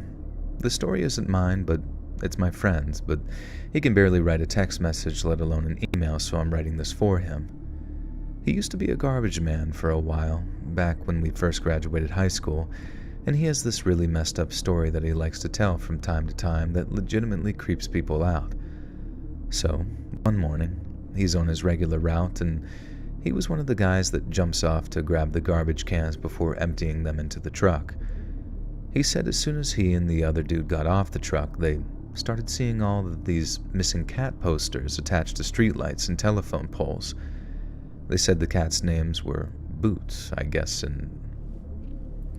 Dude, I am going to fucking throw myself off the Empire State Building if this story is about animals getting smushed. I swear to God, I'm going to do it. Not because, I personally am offended. It's because I know that my audience is so wildly sensitive to this type of shit that it's like less of a headache for me to not fucking include the story so I don't get any fucking shitty messages about it. The story about the dead cat. But I know for a fact that's where we're about to fucking find ourselves in here. God fucking damn it. The cat's name was Boots, I guess as in Puss in Boots, and had a cell phone number and picture attached too. Wait, did I read the first part? Sorry. He'd said as soon as he and this other dude got off the truck, they started seeing all these missing cat posters attached to streetlights and telephone poles. They said the cat's name was Boots, I guess as in Puss in Boots, and had a cell phone number and picture attached too. Sounds kind of out of pocket, I know, but my boy and his coworkers started making jokes about how little Boots probably got his ass run over while out looking for lady cats. They're still laughing it up when the boy comes across a real stinky trash can, which they always used to check on account of, I don't know, not wanting to get crap on him or something. Wait, what? His boy comes across... They're still laughing it up when my boy comes across a real stinky trash can. Which they always used to check on account of, I don't know, not wanting to get crap on them or something. I don't hate animals. I love animals. I would hate for Pradeep to be shoved in a stinky trash can. But I know some people hate, next level hate, hearing about cats getting smushed. And they would rather listen to like 9,000 true crime stories of people's heads being decapitated and worn as a condom than ever hearing about a dog rolling its ankle.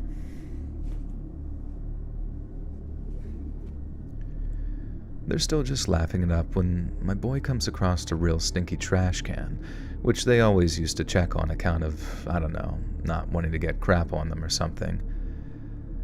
Homie takes the lid off the trash can just to make sure that there's no surprise waiting for him, and then, boom, there's little Boots. And bashed and broken, dead as can be. God fucking damn, I hate you! I hate you! I hate that I was right about this. I hate that I was right about this, man. I hate that I was right about this.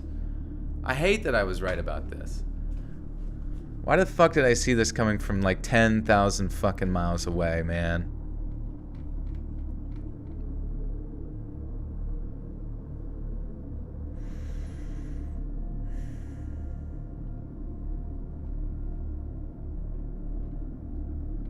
Because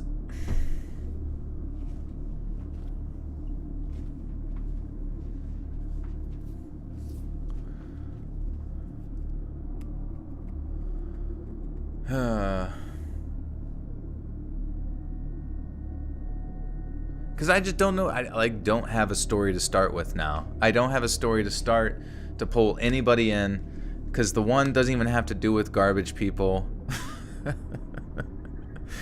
It's nothing to do with garbage people. It's a guy cleaning a fucking house, and then oh my god.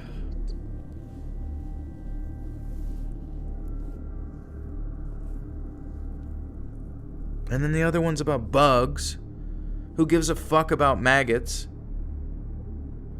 I mean, like, sure, you guys could hear the story and be like, oh, yucky. Oh, that is yucky, Joel. Thanks for telling me about that yucky story. And then we got a fucking animal dead.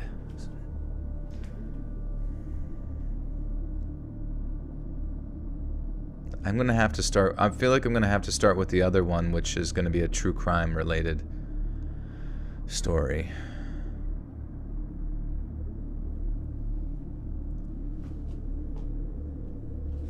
I mean, he's just writing the story, as he experiences whoever this is. But it's just like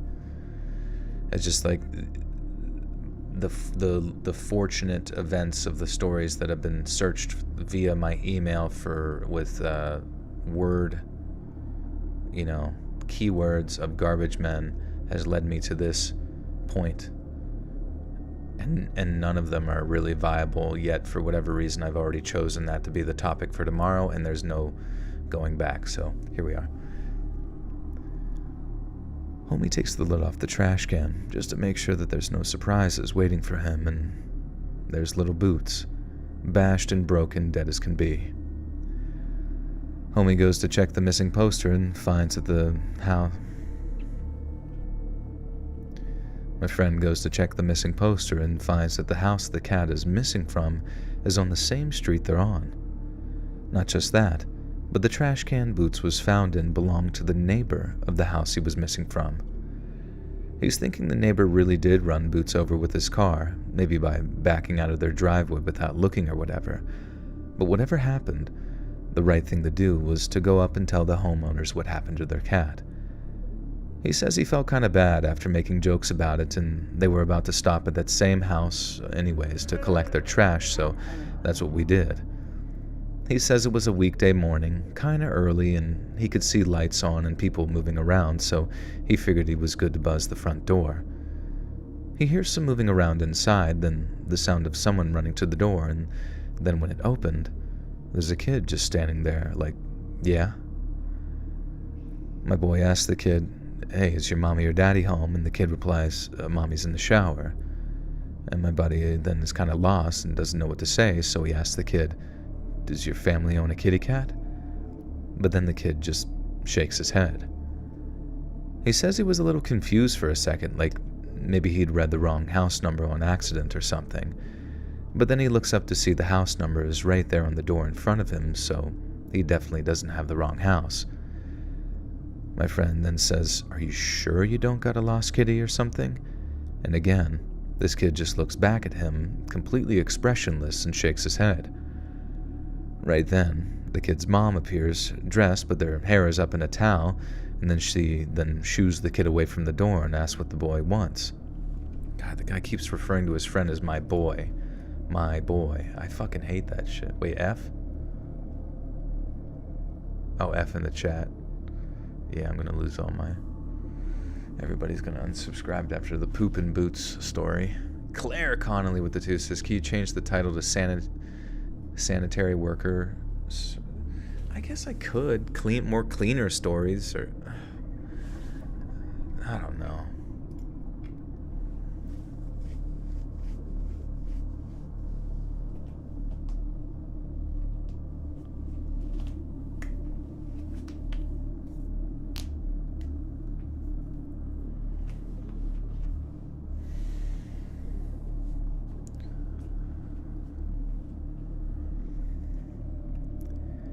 She then shoos the kid away from the door, and then asks what my buddy wants. My homie then tells the lady about her dead cat, and she obviously is pretty upset, so he asks if she wants him to bag the thing up and bring it over so they can give Boots a little funeral or something. The lady decides that they're going to tell the kid that Boots went to live on a farm upstate, as they always do, and that they'd get a new cat so the kid would just move on and forget about it. Pretty solid plan for parents, I guess, and the lady thanked my buddy for letting them know, and then she kept on talking about how upset Lucas was going to be, which I guess was the name of her kid. Boots was his best buddy and his most favorite furry friend in the world. What's up, my boy? Shrek 5 spoiler, yeah. Boots was his best buddy, his most favorite furry friend in the whole wide world. He wouldn't be able to handle such terrible news, not at the age that he was. He wasn't ready. All very understandable, right? My boy says that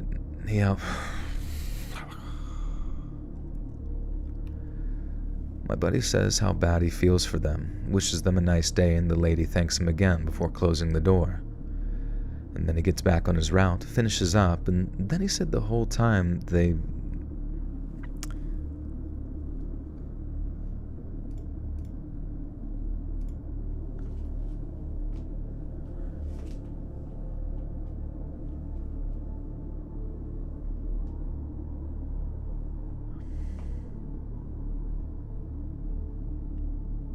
His boy, his buddy, his this and that. Yeah, I know, it's annoying. I don't know why. Like, I hate whenever it's so fucking annoying. Like, just type, like, it's, I don't know. So he gets back on his route, finishes up, and then he said the whole time they were looking.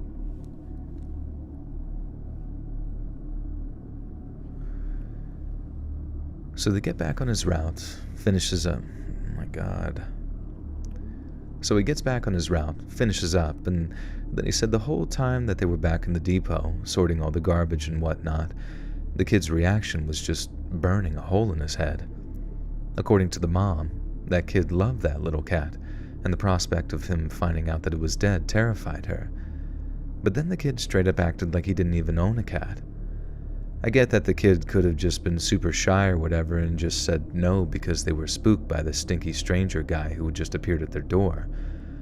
My buddy says that too, that he hopes that it's just the kid that... Oh my God. Sarah with the 2 Canadian dollarinos. This is just showing the support. Thanks for the streams. You're welcome, Sarah. Thanks for being here. Thanks for your first ever super chat. Super chat.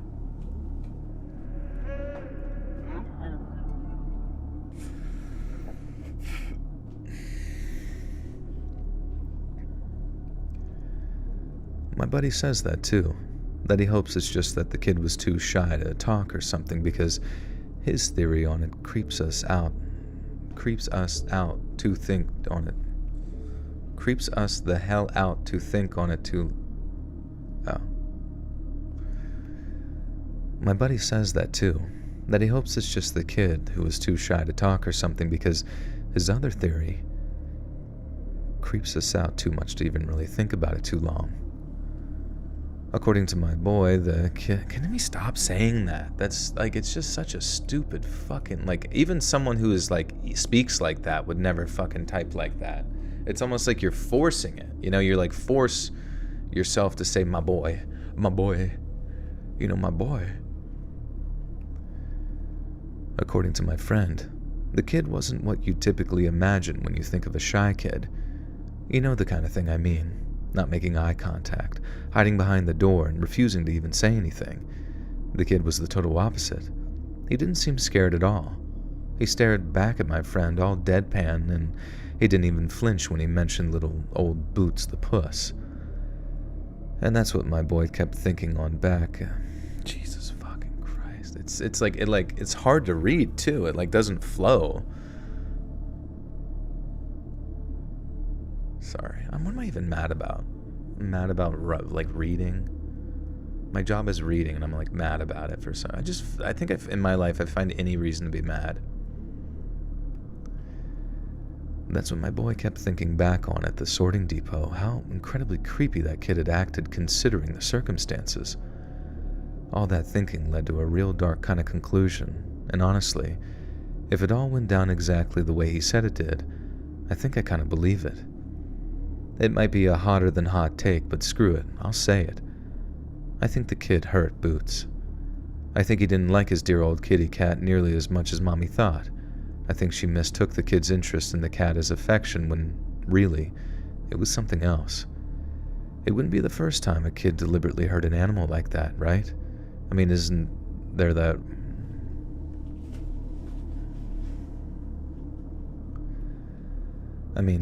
Isn't that one of the warning signs when a kid's destined to grow up to be a serial killer? But then to me, the really scary idea is that if the kid really did kill his cat, he was smart enough to put it in the neighbor's trash can and not his own. Like he was trying to cover his tracks or something.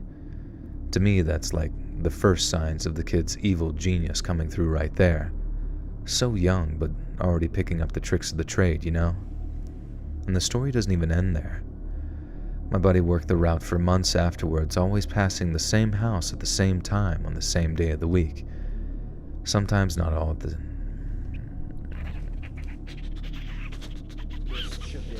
Oh my goodness, Astro!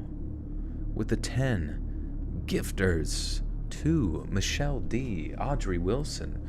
Jamie Carpenter. Jay Coleman. Fock. Q. Or just Fock. Fuck you. Yeah. J-Bro. And Chrisnopolis. And Lara Anderson. And Lexi B. And Alona Jane. Alvear. Thank you so much, Astro, for 10 freaking gifters. My goodness. Very, very kind. All of you, please be sure to thank Astro for their giving you access to bonus content.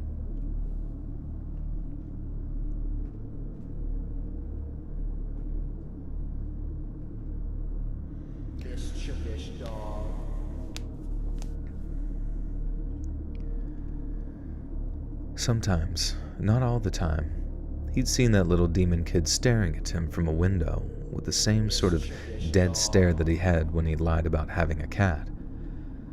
Bro, it gives me the creeps just typing it out, I swear. My buddy said passing that house topped his list of things that he hated about that route. If that were me, it'd top the list of things I hated about my whole life. Creepy adults are one thing, but creepy kids, they're the real nightmare fuel. Nightmare fuel.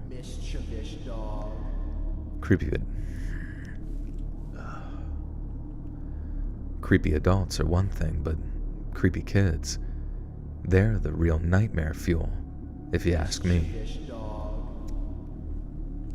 It is almost gifting season.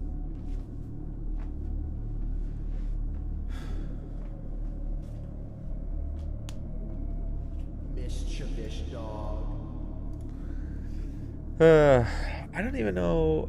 That is very much a Garbage Man story, but the fact that it has a cat dying in it, I guess it doesn't outright get hurt. It's found dead. So, I don't know if that... Does that play out any different in your guys' heads?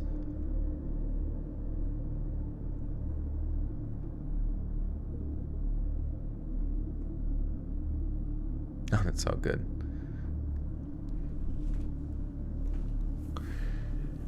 You graduated. Congratulations, Terry.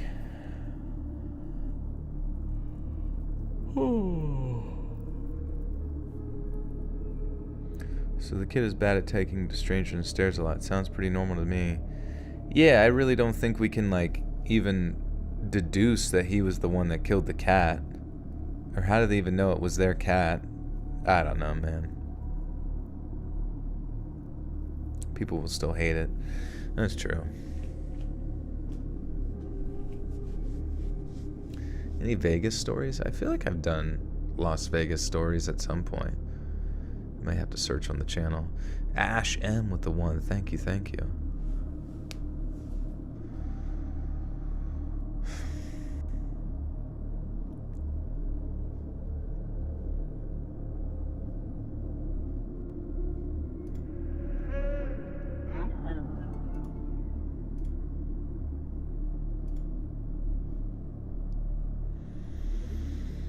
Alright. This last one, it's a little bit of a true crime situation.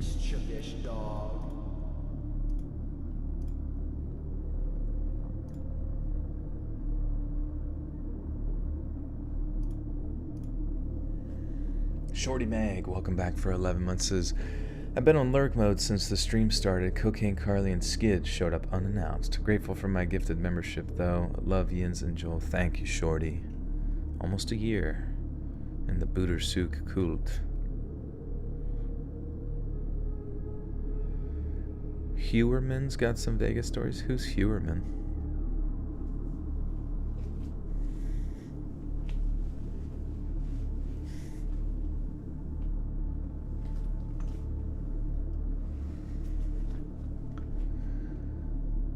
Okay. How do you say this place? Redondo Beach. Have you guys heard of Redondo? Donda. Redondo.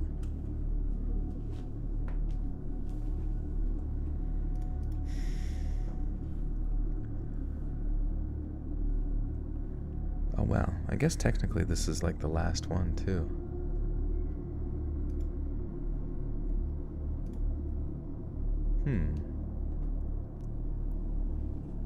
Should I take my magnesium now? Maybe I should eat more of these berries. Should I take a berry break? Quick berry break. Quick message from the sponsor of these berries.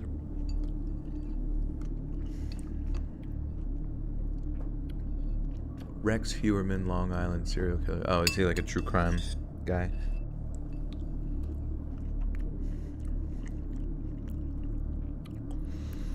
Do a series of black-eyed kid stories. I do have a lot of black-eyed kid story videos on the channel, I believe.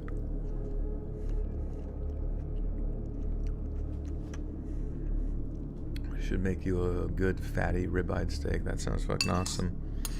The thing is, this one grocery store that I'm near has like marinated steaks. So it's like after you've had like marinated steaks, you make them in the air fryer.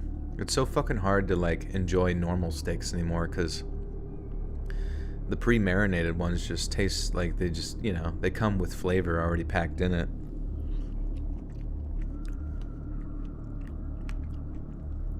And like baseline steaks, I mean, they're good. And the fat does give it flavor, I guess, you know, but it's just kind of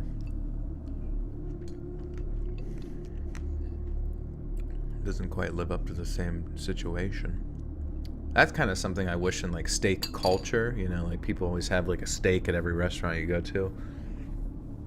I wish they would pride themselves on like how good their marinade is. No need to season it. Oh shit. Maybe I would have to try that.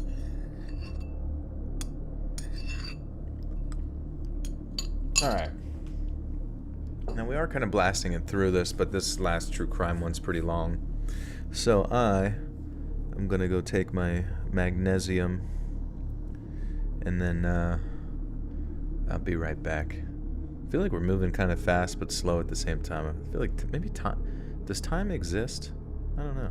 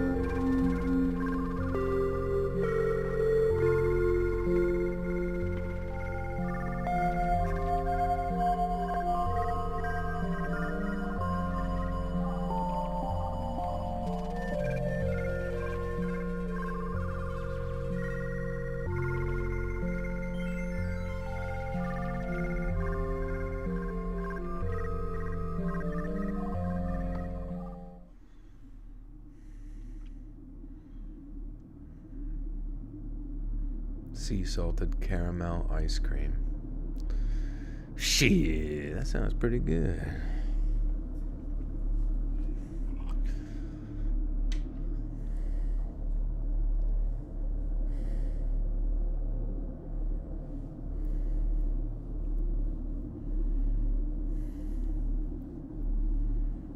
Gonna rummage around the kitchen for a salty snack. I saw a tweet the other day that the human mind is not built to comprehend a grocery store or to come in contact with one. That music was nice. Yeah, I have that in the bonus content playlist, an entire hour of that Be Right Back music if you want to listen to more of it.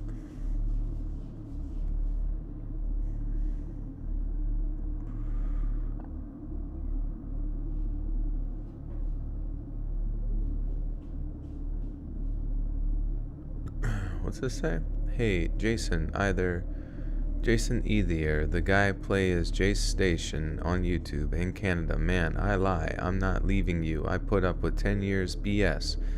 10-year BS you get back then. A fax, I promise you every word I promise. Okay, that sounds cool. You do you, homie. What's up, Polly D? Da-na-na. Who made that music? It's an artist named Secede, but it was from one of his unreleased albums. I forget exactly how I got a hold of it, but it's I've always really enjoyed it. Carolina, what's going on? So we got this last little true crime story to burn through. We'll see how we do.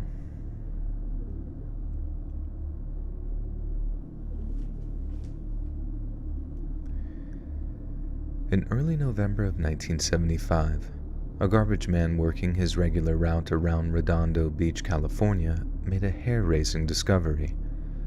After coming across one particularly heavy trash can, he decided to separate the contents in order to more safely deposit them in his truck's disposal unit. One trash bag seemed much heavier than the others, and as the garbage man carried it to the back of his truck, he noticed blood leaking out of the small tear in the thick black plastic. He dropped the bag there and then, terrified that he incriminated himself in some way, and rushed to call the police. Within the hour, the cops had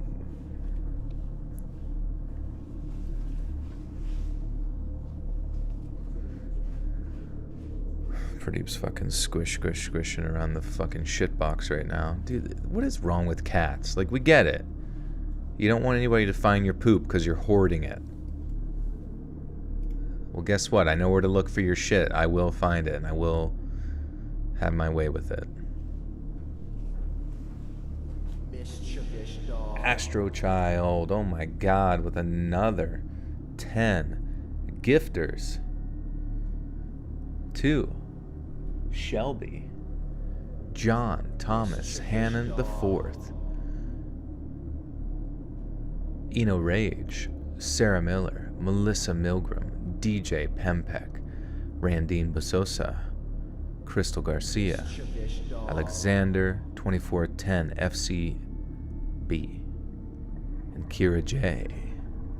Welcome, my friends, to the Buttersuck Cult. You now have access to bonus content in the bonus content playlist. Be sure to thank Astro Child for their kind donation. Thank you so much, Astro. Going ham jam.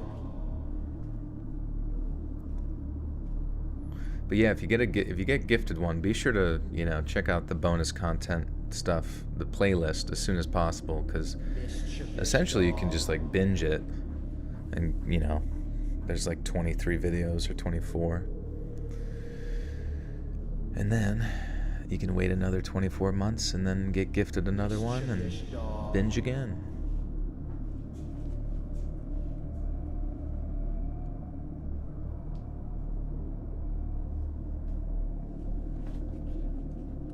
But yeah, thank you again, Astro.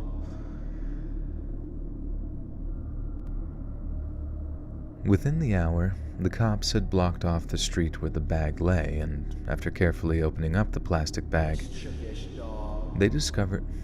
Black bag, fuck. Within the hour, the cops had blocked off the street where the bag lay, and after carefully opening up the black plastic, they discovered something horrifying. The bag contained the carefully dismembered remains of a young man named Larry Gene Walters.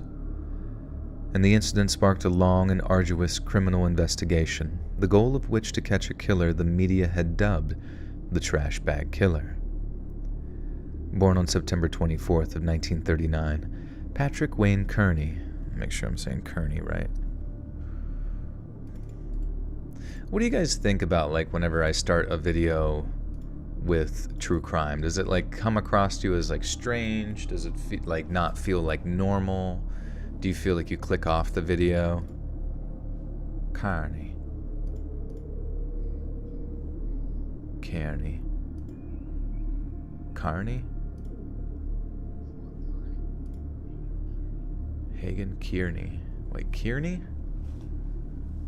Fuck. Hannah Kearney.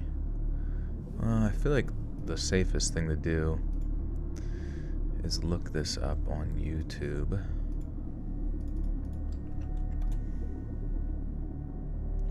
Most evil killers.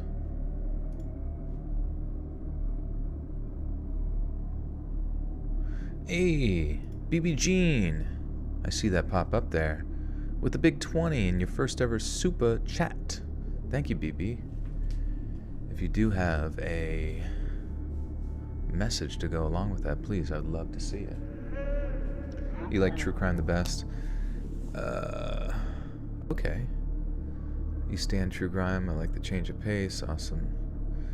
Like true crime first sets the mood. That's true. I could start. I honestly think a true crime starting out this video would set the mood, and everything else would just kind of be filler.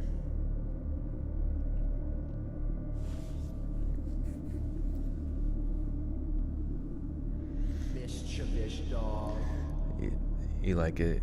Anything besides animal abuse? Okay, I won't do 10 true scary animal abuse in detail stories. We'll avoid that whole set. Amanda Funk, thank you for the gifted membership to Blueberry. Blueberry, you now have access to bonus content, the bonus content playlist.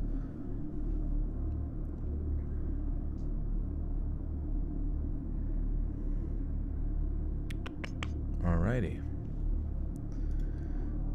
Wait, yeah, wait,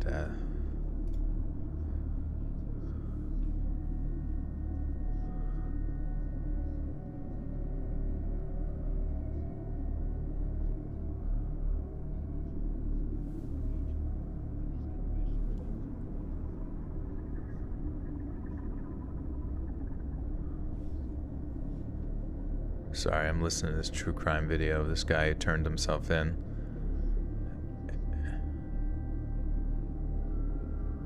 Kearney. Okay, we're good.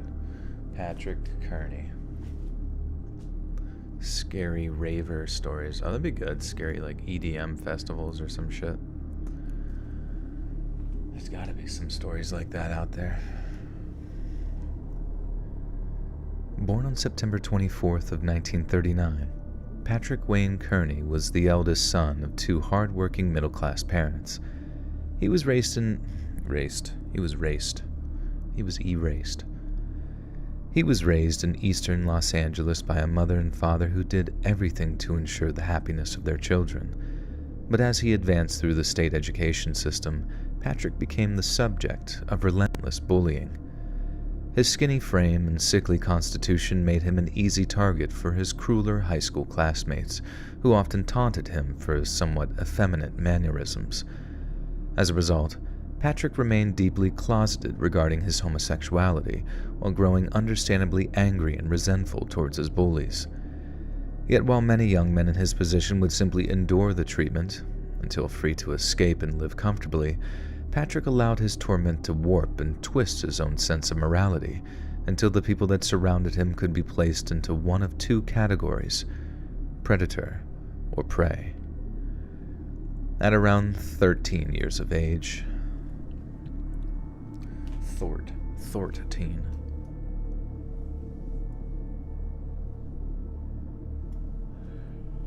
I was just listening to a true crime thing to hear how they said the name Kearney, and they did say it the way that I said it, so that's good.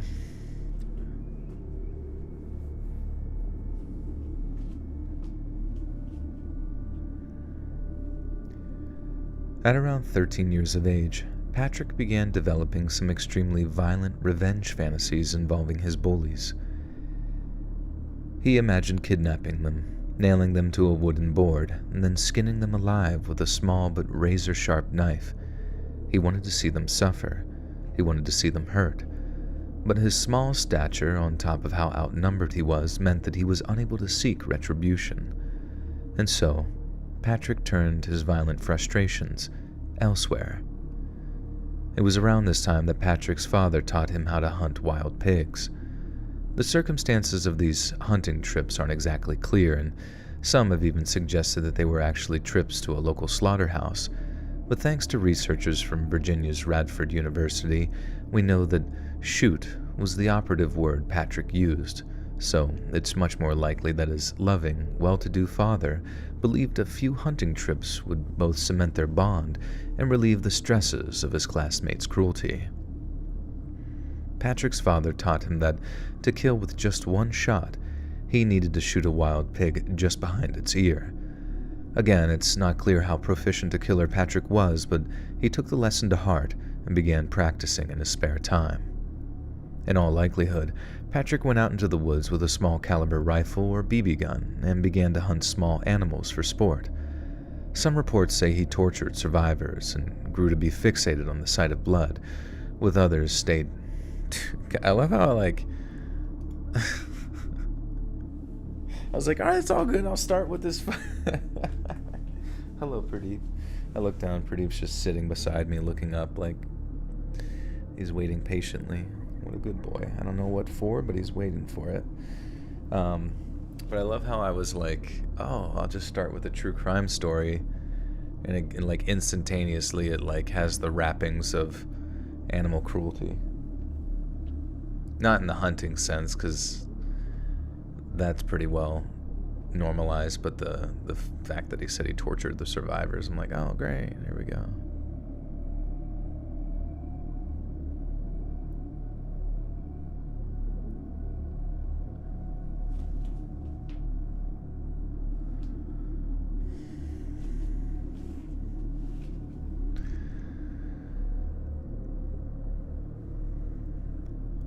Some reports say he tortured survivors and grew to be fixated on the sight of blood, while others stated that Patrick, and I quote, found pleasure in rolling around the blood. Found pleasure in rolling around in the blood and the guts. Between the ages of 14 and 18, Patrick and his family moved to Arizona and then Texas before eventually returning to California. Patrick then spent a few months at El Camino Community College in the city of Torrance, but dropped out to enlist in the Air Force at the age of 19. Following his basic training, Patrick returned to Tech. Why is my voice, my mouth is so hard to fucking pronounce things. You do true crime really well. Thank you. I do think we do it quite well.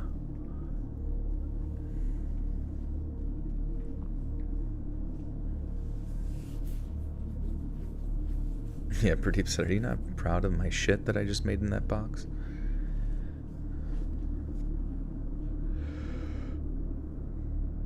Following his basic training, Patrick returned to Texas in 1960 as part of his first duty station. Part of his first duty station? What? Following his basic training, Patrick returned to Texas in 1960 as part of his first duty station, and it was here that he met a fellow airman by the name of David Hill. The two men were kindred spirits, as Hill was also a closeted homosexual, and over the course of their service together they became romantically involved. Patrick and David then sought honorable discharges from the Air Force, and once they were granted, they started a life together in Long Beach, California during the summer of 1961. The men seemed happy for a while, but the following year, David announced that he was departing on a solo hitchhiking trip up and down the West Coast. He assured Patrick that he'd return by the start of summer, but it was an outright lie.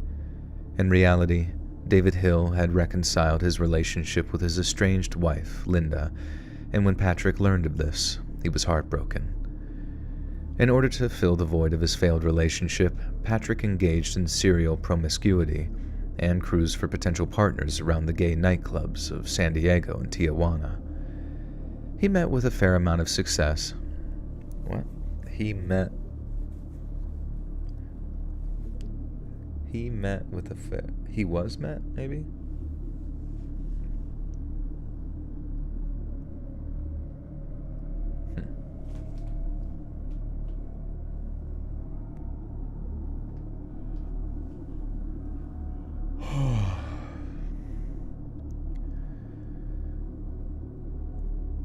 He was met with a fair amount of success, but was also met with a fair amount of rejection, too. And while Patrick rejoiced in the former, he was completely emotionally unequipped to deal with the latter. Getting turned down enraged Patrick, and one night, a sudden series of them resulted in him throwing in the towel and driving back to Long Beach earlier than planned. On the drive back, he remembered the squirrels and peccaries. Jesus fuck. As soon as I get like a fucking rhythm. What is a peccary? Peccaries. Oh, the pigs. Peccary pig. Interesting. A medium-sized pig. Like ungulate of the family Tyasudae, whatever.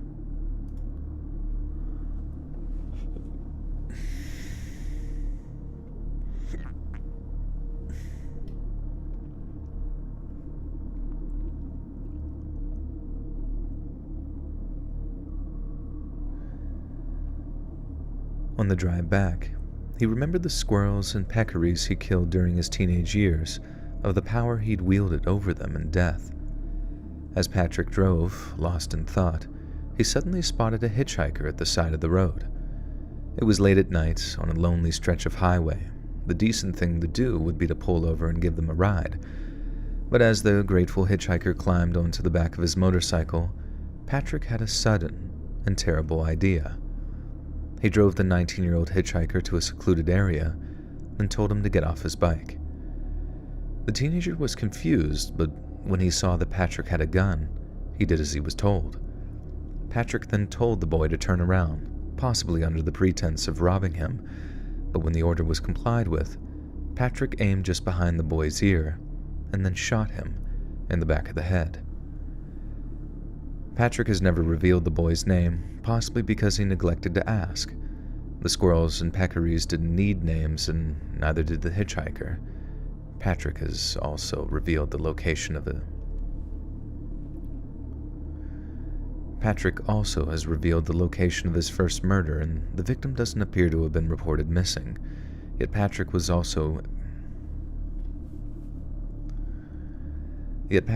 able to provide an insight into that too. He claimed he was driving in the same area for a few weeks. Dude, I can't. Fucking Christ. Give me power, please, bro. I can't read. Pretty. Give me the power.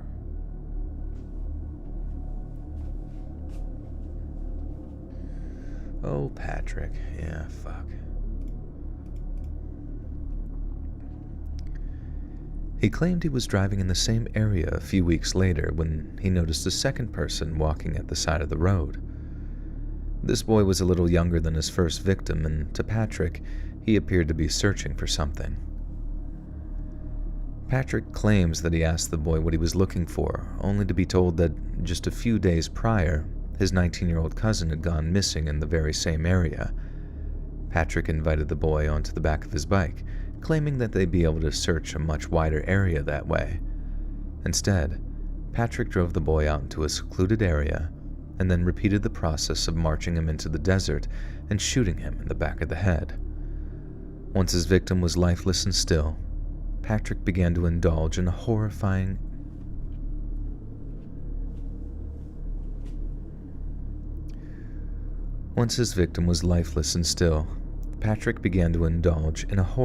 kind of nostalgia. The lifeless, bloodied corpse before him reminded Patrick of the small, furry creatures of his youth, and how in death he was able to exercise total control over them. It's believed that Patrick mutilated and desecrated his second victim to a diabolical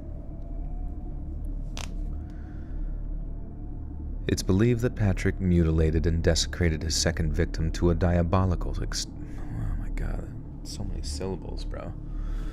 Oh, fucking Christ. Okay. It's believed that Patrick mutilated and desecrated his second victim to a diabolical extent, disemboweling and skinning him as carrion eaters began to circle in. Oh my god, I'm going fucking insane, bro. Can't we read happy stories? Do you think happy stories would do well on the channel? Just something fucking happy one time in our life. Why do we like sad shit all the time? We're all just gonna fucking die anyways. Why don't we listen to happy shit?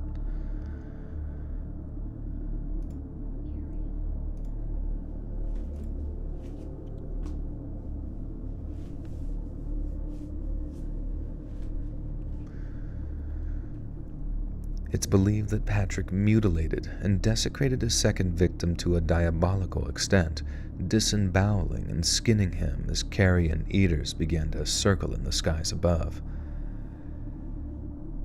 It was these first two murders, but especially the aftermath of the second, that cemented Patrick's desire to revisit those horrid games of his youth. Patrick partook in one more of those grisly games, all at the expense of an 18-year-old boy he referred to only as Mike.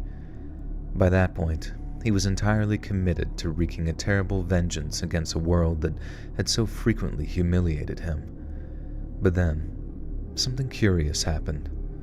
Sometime in the first half of 1962, when Mike was still just 22 years old, David Hill showed up on his doorstep.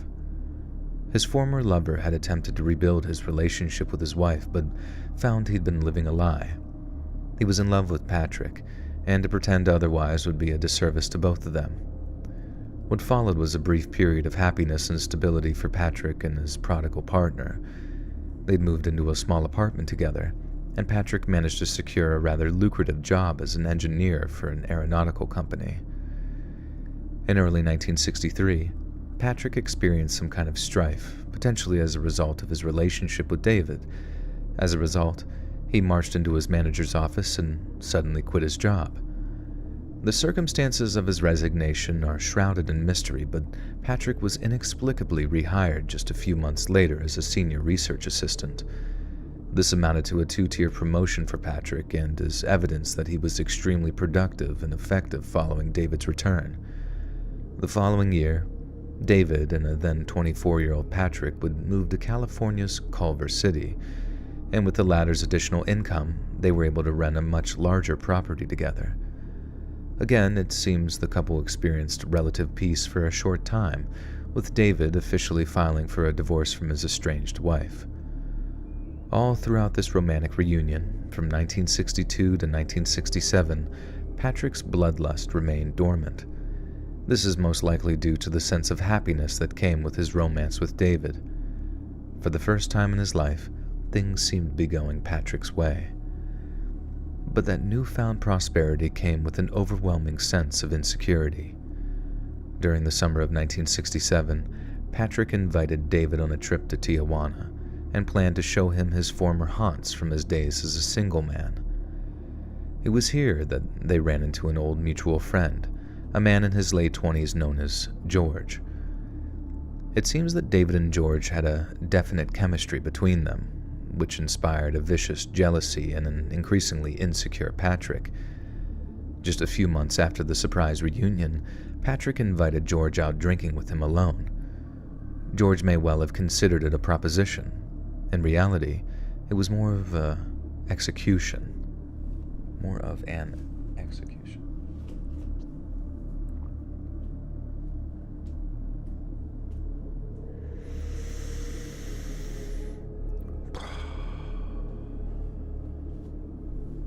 Happy stories for April Fools. Wonder what day April Fools falls on this year. Let's check. You think we'll be around by April? Oh, April Fool's Day is on Monday.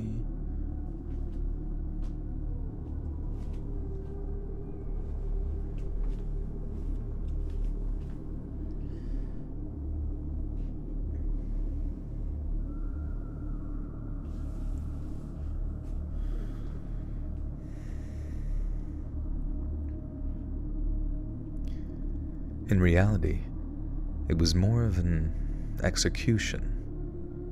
Patrick drove to George's home in San Diego, then talked him into having dinner with him back in Culver City.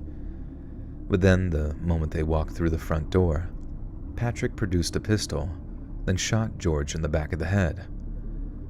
His dead body was then dragged into the home's bathroom, where Patrick violated, mutilated, and skinned and dismembered him over the course of the next several hours. Patrick also extracted the bullet from his victim's head to ensure the murder would not be traced back to him, then buried the dismembered body behind his garage. They say the act of murder gets easier with each passing victim, but George's murder marked the first time Patrick had killed out of necessity to defend what was his. There was no way in hell he'd risk losing David to someone he considered more mature and attractive, and he'd do anything, no matter how monstrous, to keep him. Not long after David was told that George had moved away, he and Patrick moved into a large 2-bedroom home in Redondo Beach. It should have marked an exceptionally happy occasion for the couple, who owned their own home for the very first time, yet David was becoming increasingly concerned with his boyfriend's behavior. Despite being completely unaware of his murderous proclivities, David had noticed a distinct change in Patrick's behavior. He had become more and more coercive. God damn it.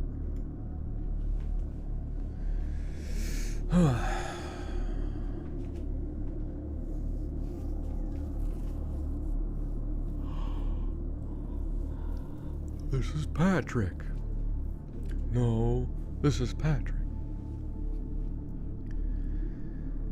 He had become more and more coercive and controlling as the years went by, and as time passed in their Redondo Beach home, the relationship steadily deteriorated. 18 months later, in June of 1971, Patrick woke up to an empty home. David's clothes were gone, his car was gone. All that remained of him was a handwritten note on the kitchen table. It's not clear what exactly was written, but it could quite easily be summed up with, "It's over, and I'm never coming back." The abandonment was devastating to Patrick's mental health, and the revenge fantasies of his youth returned with a vengeance. Over the next 3 years or so, Patrick geared up for the killing spree of a lifetime, refining and perfecting his methods until he could quite frequently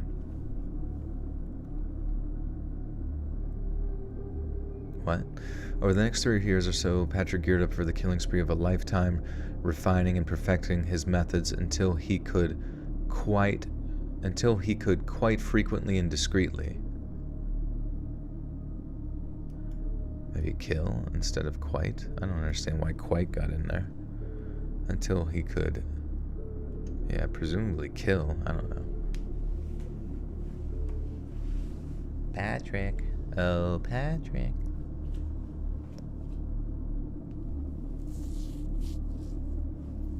Firmly grasp it.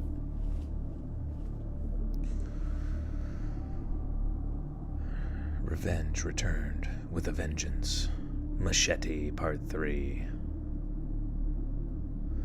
Your daughter wants you to be SpongeBob and Patrick for Halloween. That sounds nice. Over the next 3 years or so, Patrick geared up for the killing spree of a lifetime, refining and perfecting his methods until he could kill frequently and discreetly. By the summer of 1974, Patrick was thought to be murdering unsuspecting victims at least once a month. He would cruise gay bars or keep his eyes peeled for hitchhikers, often choosing victims who bore varying degrees of resemblance to those that had bullied him during his youth. Then, once he had won their trust, he would execute them almost as soon as they climbed into his truck.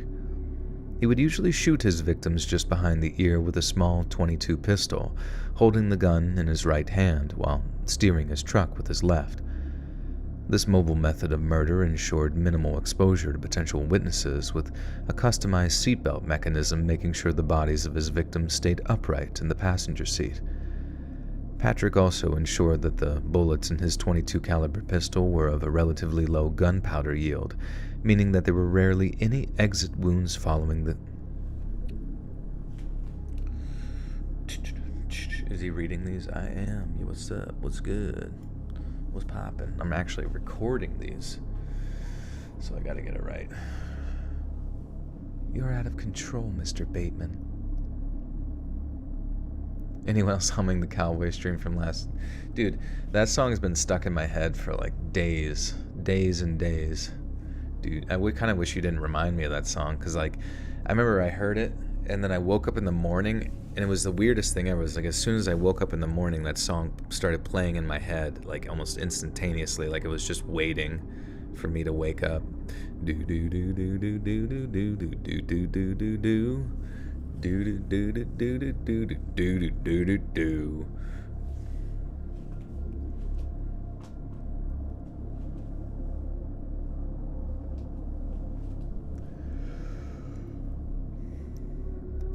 Patrick also ensured that the bullets in his .22 caliber pistol were of a relatively low gunpowder yield, meaning there were rarely any exit wounds following the gunshot. The rounds simply scrambled their brain matter, killing or disabling them, and thus allowing Patrick total control over them for what came next. Patrick would then drive the corpse of his victim to a secluded area of Southern California before intimately violating and desecrating their remains. He would sometimes violently assault his victims following this period of copulation, screaming the same homophobic epithets. Epithets?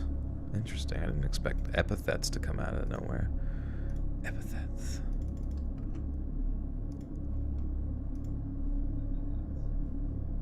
Epithets or epithets? Oh, with the TH. Okay, cool. Pompous epithets.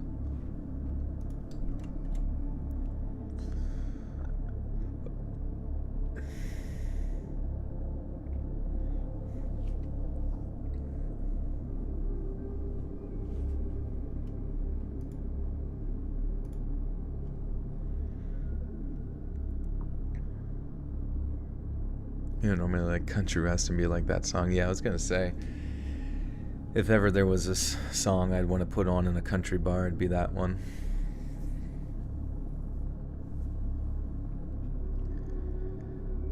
He would sometimes violently assault his victims following this period of copulation, screaming the same homophobic epithets that had once been directed at himself. Having completed his acts of sadism, Patrick would dismember his victims with a hacksaw before depositing their butchered bodies into a series of trash bags. These bags would then be dumped into various locations such as landfills, along freeways, or in random dumpsters Patrick came across while on his travels. During his earlier murders, Patrick seemed content to leave the bodies of his victims to turkey vultures or coyotes. It certainly made for an effective, natural way of disposing of bodies, but it also meant that Patrick had to relinquish what he saw as his property to a bunch of hungry animals. Interring the remains in trash bags, as well as choosing the location that they be dumped, allowed Patrick to extend his level of control over his victims, yet it also posed a problem. Disposing of human remains was grisly work, and the stench of death remained fuck. It's like falling off a bike when you fuck up. Like, or like you're like tiptoeing. I don't know. I wish it was easier. I really do wish it was like to the point where I'm like, how can you mess up? How can you mess up while reading, you know? But sometimes it feels as if though you're walking a tightrope, you know?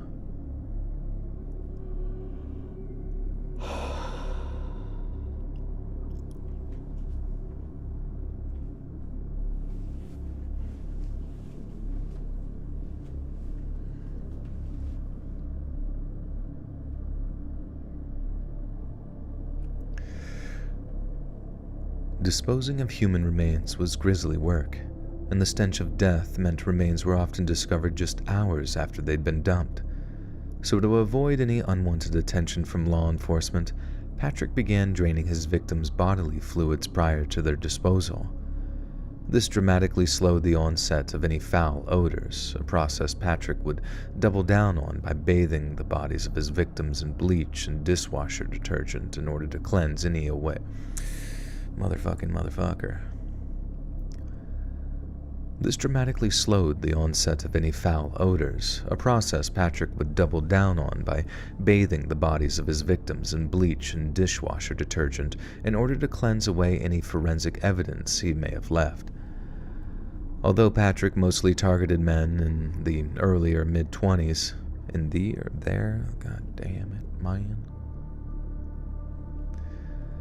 Although Patrick mostly targeted men in their earlier mid-20s, his obsession with his own childhood bullying caused him to direct his anger at the occasional adolescent or child victim.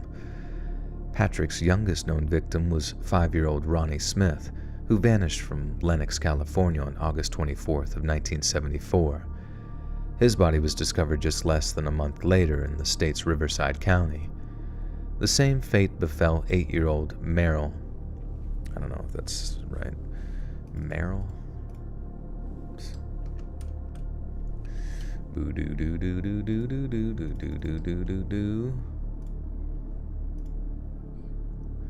Merrill. Merle. Oh. Merle.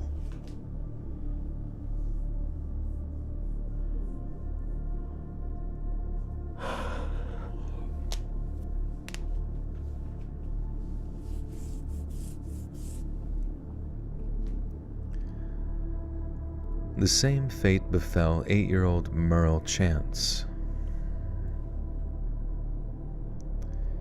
The same fate befell 8-year-old Merle Chance of Venice Beach, who disappeared on April 6th of 1977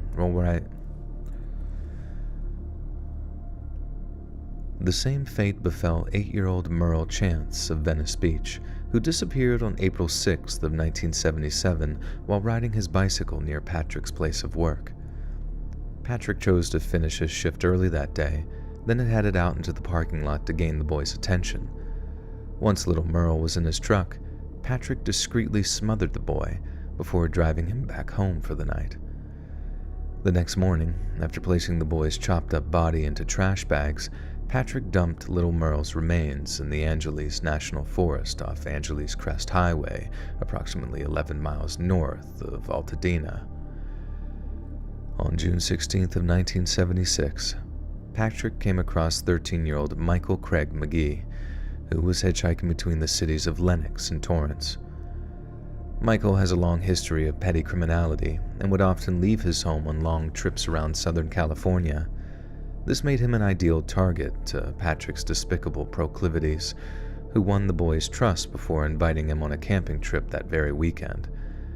Michael agreed and was driven back to Patrick's home to prepare for the trip. Patrick later claimed that he had every intention of making good on his invitation, at least until Michael presented himself as what Patrick referred to as a threat. According to him, as soon as they arrived at Patrick's Redondo Beach residence, Michael began boasting of his extensive criminal history and began wandering around the house as if scanning for potential points of entry. It seems Patrick hadn't been the only one looking for a victim that day, as young Michael may well have perceived him as a potential target for robbery. In light of that, Patrick waited for an opportune moment and then shot the 13-year-old in the back of the head. Michael's body was never found, and although Patrick later admitted to murdering him, he was also quoted as saying, "I disposed of the body, completely disposed of it. You aren't going to find him." Eventually, Patrick's targeting of adolescent males led to his demise, particularly the slaying of 17-year-old John Otis LeMay, who was killed on March 13th of 1977. That same day, at around 5:30 p.m., John informed a neighbor that he was headed over to Redondo Beach to meet a man named Dave, who he'd befriended during a visit to a local gym. The Dave in question here is undoubtedly David Hill, Patrick's former lover, and the fact that he directed the young man to Patrick's home is deeply suspicious. David was later cleared of all charges against him after it was alleged that he played an integral role in the murders committed by his former boyfriend, but the fact he directed 17-year-old John to Patrick's home is very suspicious indeed. There's a chance David had no idea that his lover was such an inhuman monster, but at the same time, it's unclear why communication between him and Patrick had been re-established following their second and supposedly final breakup. Regardless, John LeMay arrived at Patrick's house to find the homeowner wasn't expecting anyone, and when asked if David was around, Patrick told him no, but invited him inside to watch TV while they awaited his return. Then, at some point, Patrick reached for his .22, then shot John in that same familiar spot just behind the ear. Jesus fucking Christ.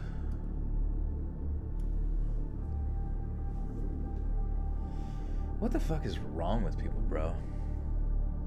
Can you interview me about voiceover work narration? Sure, like right now.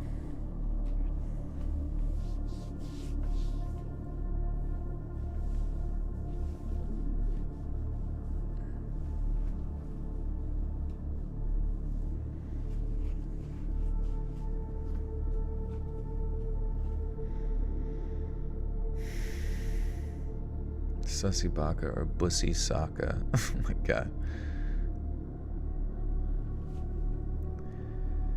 And then, at some point, Patrick reached for his .22, then shot John in that same familiar spot, just behind his ear.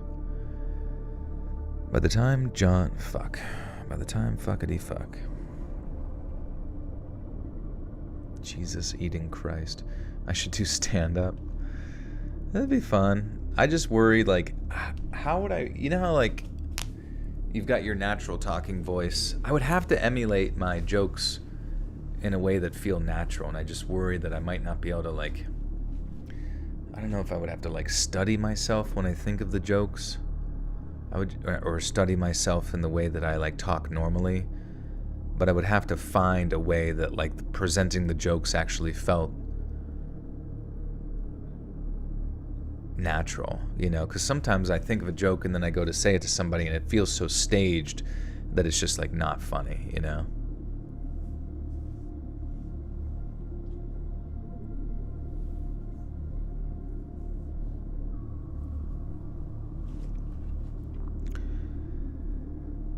By the time John LeMay was killed, local law enforcement had already placed Patrick on their list of suspects.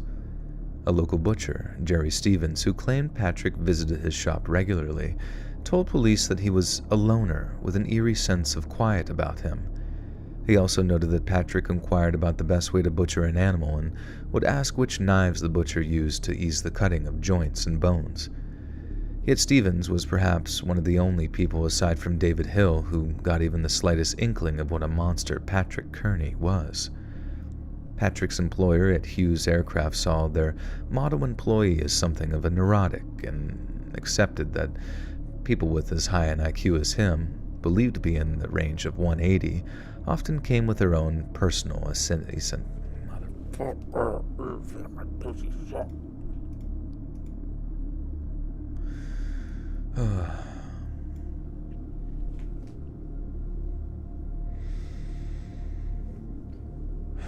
True crime always feels so drawn out. Well, I will say, even if it is kind of drawn out, I will say that throughout the entire thing, he has been committing a lot of crimes, so I would say that those would be important for establishing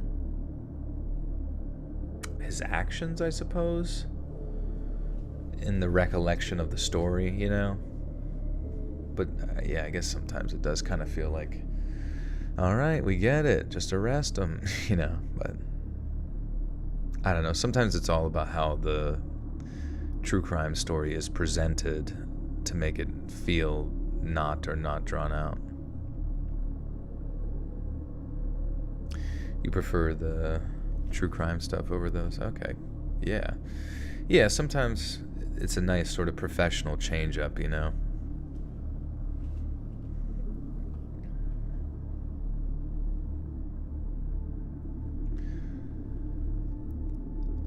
Patrick's employers at Hughes Aircraft saw their model employee as something of a neurotic and accepted that how is that a sentence? Something of a neurotic. Patrick's employers at Hughes Aircraft saw their model employee as something of a neurotic and accepted that a person with as high an IQ as him, believed to be in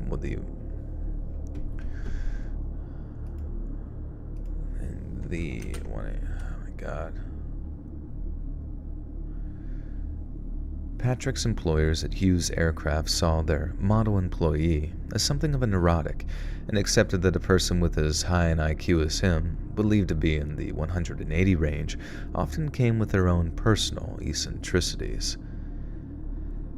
Throughout the course of their investigation, law enforcement were informed that John LeMay and David Hill had been spotted in each other's company, and given David's connection to Patrick, both were announced as wanted for questioning. Patrick initially fled to Texas, but during the summer of 1977, David convinced him to return to California and turn himself in. Patrick then gave a full and frank account of his 15-year career in killing, but penis. Fuck. Oh my god.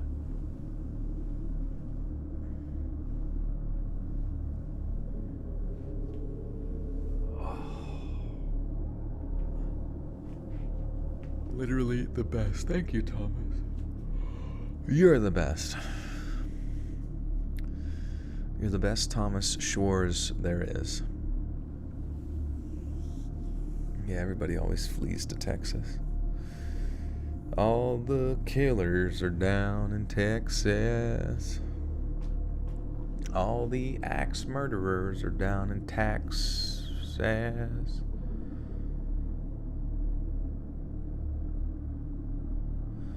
Laura O'Connor with the 5 gifted memberships. Thank you to L, William Hurst, Cody Dowling, Samantha Jones, and D. Lord Blackhead.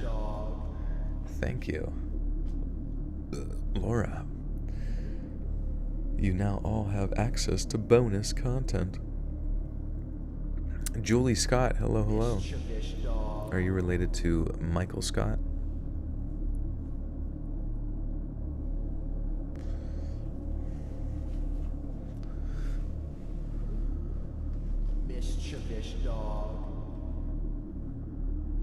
Okay.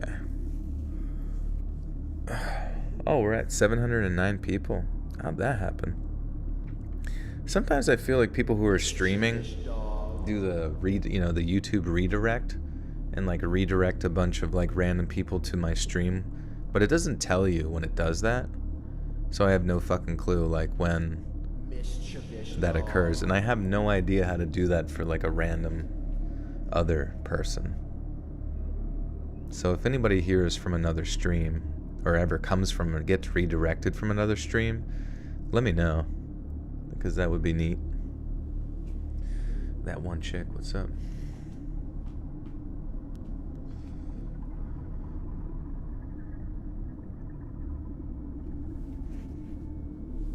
Oh, you see 666? Yeah, I see 709. Oh, it just dropped. What the fuck? That's so weird. It went up to like 709 and then it just like crashed down. Maybe it's just a bad calculation. Maple syrup under the table. Alright, partially Patrick. Oh yeah, that's where we're at.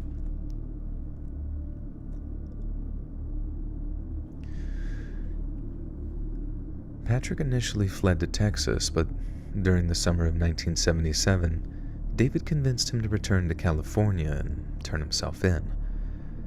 Patrick then gave a full and frank account of his 15-year career in killing, but insisted that David Hill had been party to none of them.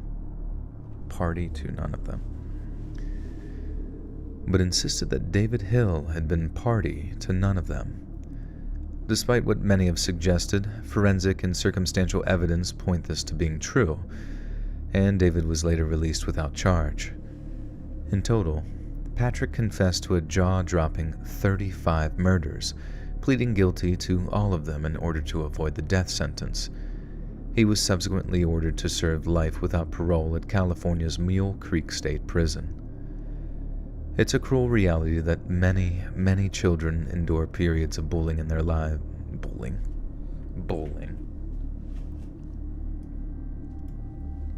Laura Connor with another 5 gifted memberships to Takaho Domboski, Heather Turk, Leslie Jambin, Bad Cat Davis, and Susie Dunn. Welcome, my friends, to the Buttersock Cult. You now have access to bonus content. Be sure to thank Laura O'Connor for her kind gift.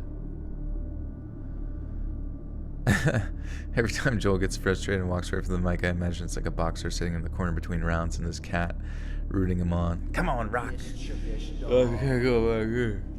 I can't go back here. Come on, Rock. Come on, Joel, you gotta get focused. Pradeep's like, they cut me open. Pradeep just like uses his claw to cut open a wound on my face. I'm not sure why I needed cutting, but thank you. I feel much better. Mischievous dog.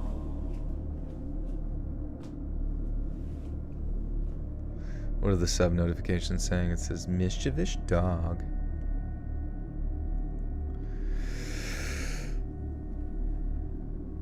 It's a cruel reality. I gotta really pronounce it, motherfucker. Thank you again, Laura. Thank you so much. It's a cruel reality that many, many children endure periods of bullying in their lives. The vast majority of them get over it and go on to lead happy and fruitful existences. But some, Patrick Kearney included, allow their torment to shape and define them. Patrick may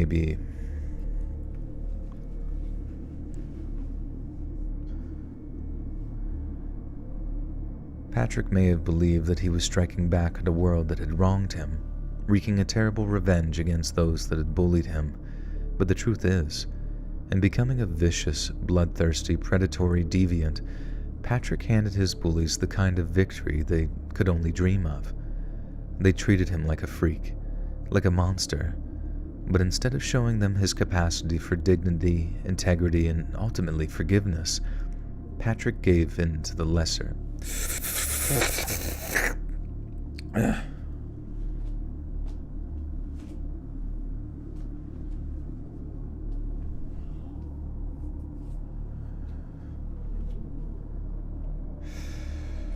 Okay.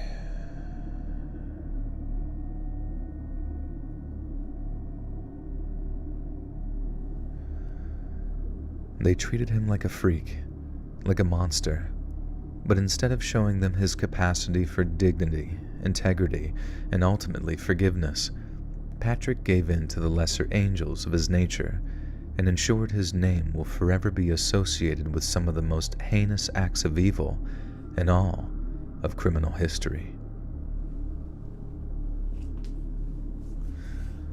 All right. Pradeep, we did it, baby. We won. We defeated the final boss of Garbage Men. That didn't even have anything to do with Garbage Men again, bro.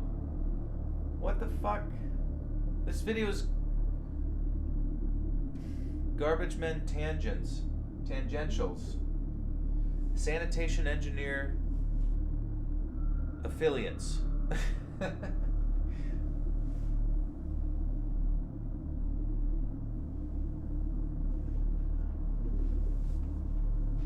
It is really funny. Sometimes when I get home, Pradeep will just like look at me like with big wide eyes, and then like I'll look at him, and then he'll just like immediately like flip his body over onto his back, like ready for it's really funny. Like he'll aggressively flip his body over on his back and like look up at me like, please rub my fucking belly, you piece of shit.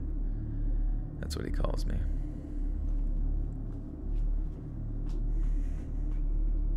I'm telling you, scary stories vaguely related to garbage. That's the whole title. Oh, fuck, man. Why? What the hell? Oh, well. Oh, well. I just don't know what story to start with because I'm literally in such a cock and a hard place right now because the cat one is creepy, right? But it has it has implied animal abuse, and it's also implying that the kid was the killer, but we don't know that the kid was the killer of the cat. He's just a weird little kid because kids are just weird and that's how they is. And then there's one about maggots that made a sizzling sound. Like, who gives a shit? Unless you really hate bugs, but I don't really care about bugs because they're just bugs and they do their bug thing.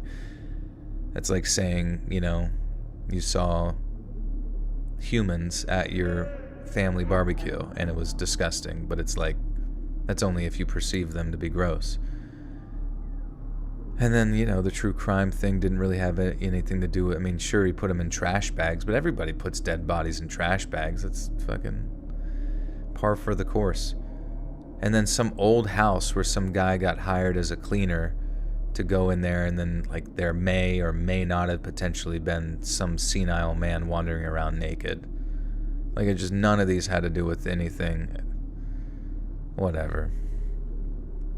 Story's a story, I suppose. Laura O'Connor with a big 20. Canadian maple syrup buck says he threw 3 free throws. He threw 3 free throws. He threw 3 free throws. He threw 3 fucks. He fucked. He farted in a bag and popped it right next to your face. Thank you for the 20. Gracios. Compost tales. Stories to clean out your septic tank. Exactly, that would have been way better. Shucks. Oh well, let's read this outro. I do have to leave early tonight. It's still been 3 hours, but I normally might record or watch some spooky tapes, but I gotta get to the gym early tomorrow. Fucking hell.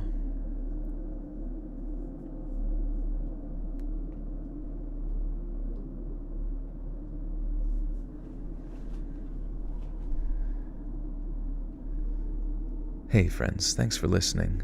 Click that notification bell to be alerted of all future narrations. I release new videos every Monday, Wednesday, and Friday at 7 p.m. EST, and there are super fun live streams every Sunday, Tuesday, and Thursday night. I'd love to see you there. If you've got a story, be sure to submit them to my subreddit, r/Let'sReadOfficial, and maybe even hear your story featured on the next video. And if you want to support me even more, grab early access to all future narrations and bonus content over on Patreon, or click that big join button to hear about all the extra perks offered for the channel. And check out the Let's Read podcast, where you can hear all of these stories in big compilations and save huge on data, located anywhere you listen to podcasts. All links in the description below. Thanks so much, friends. And remember, health nut.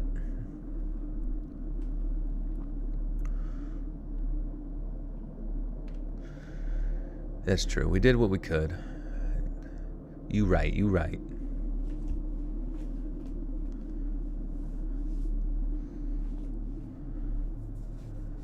How do I spell my cat's name? Purrdeep. He heard me spell it. He's pissed. He's like, who you doxing me to? Teresa Berosova. Welcome back for 5 months. Says, glad you're still here. My customers are a-holes today. Hope I make it till the end of my shift. You got this. Maybe you just need to tell them they're a-holes. Just say, hey, a-hole. Chillax.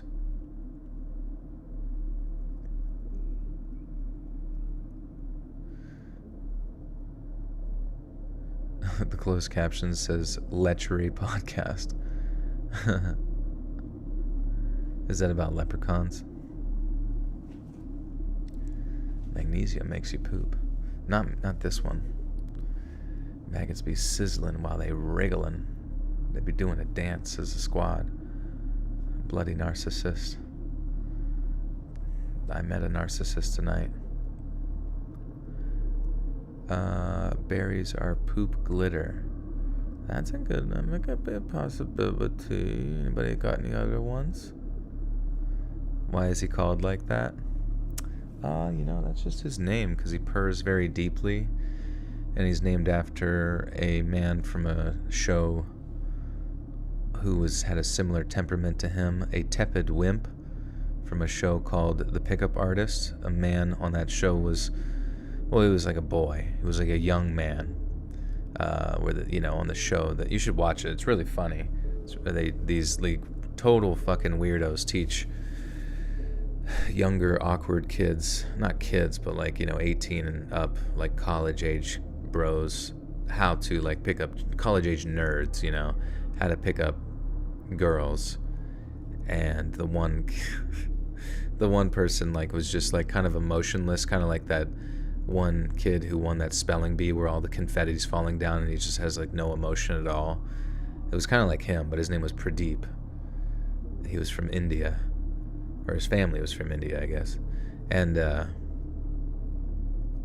I misheard they said we should name him Pradeep, and I thought, oh, and I misheard it, and I thought they said Purdeep.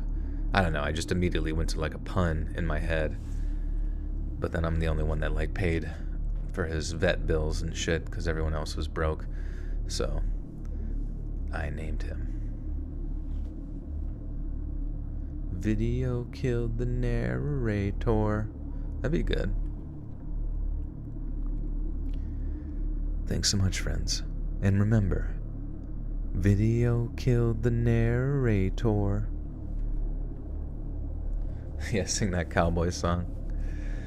I would get killed. No, I would just turn too many cowboys on in one episode. The sizzling sound. Ugh, god damn it. I almost think the maggot story. You know what? Well, we'll figure it out. It's fine. I've released so many fucking videos at this point that I'm sure one that is just kind of a whatever throwaway will be less than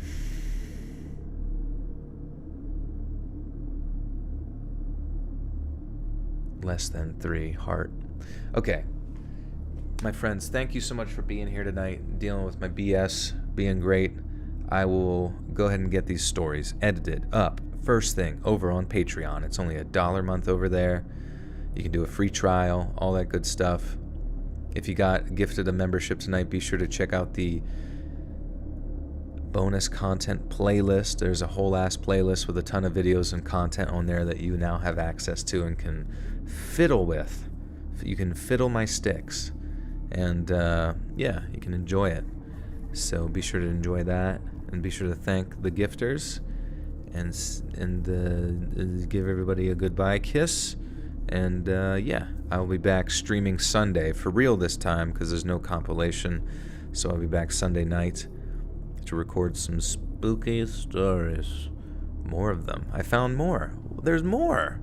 There's a never-ending fucking surplus of scary, and you're gonna be a part of it, and I can't wait to show you.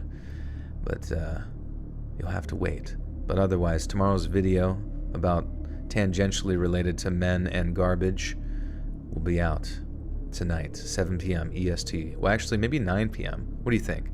What sounds better on a Friday night, 9 p.m.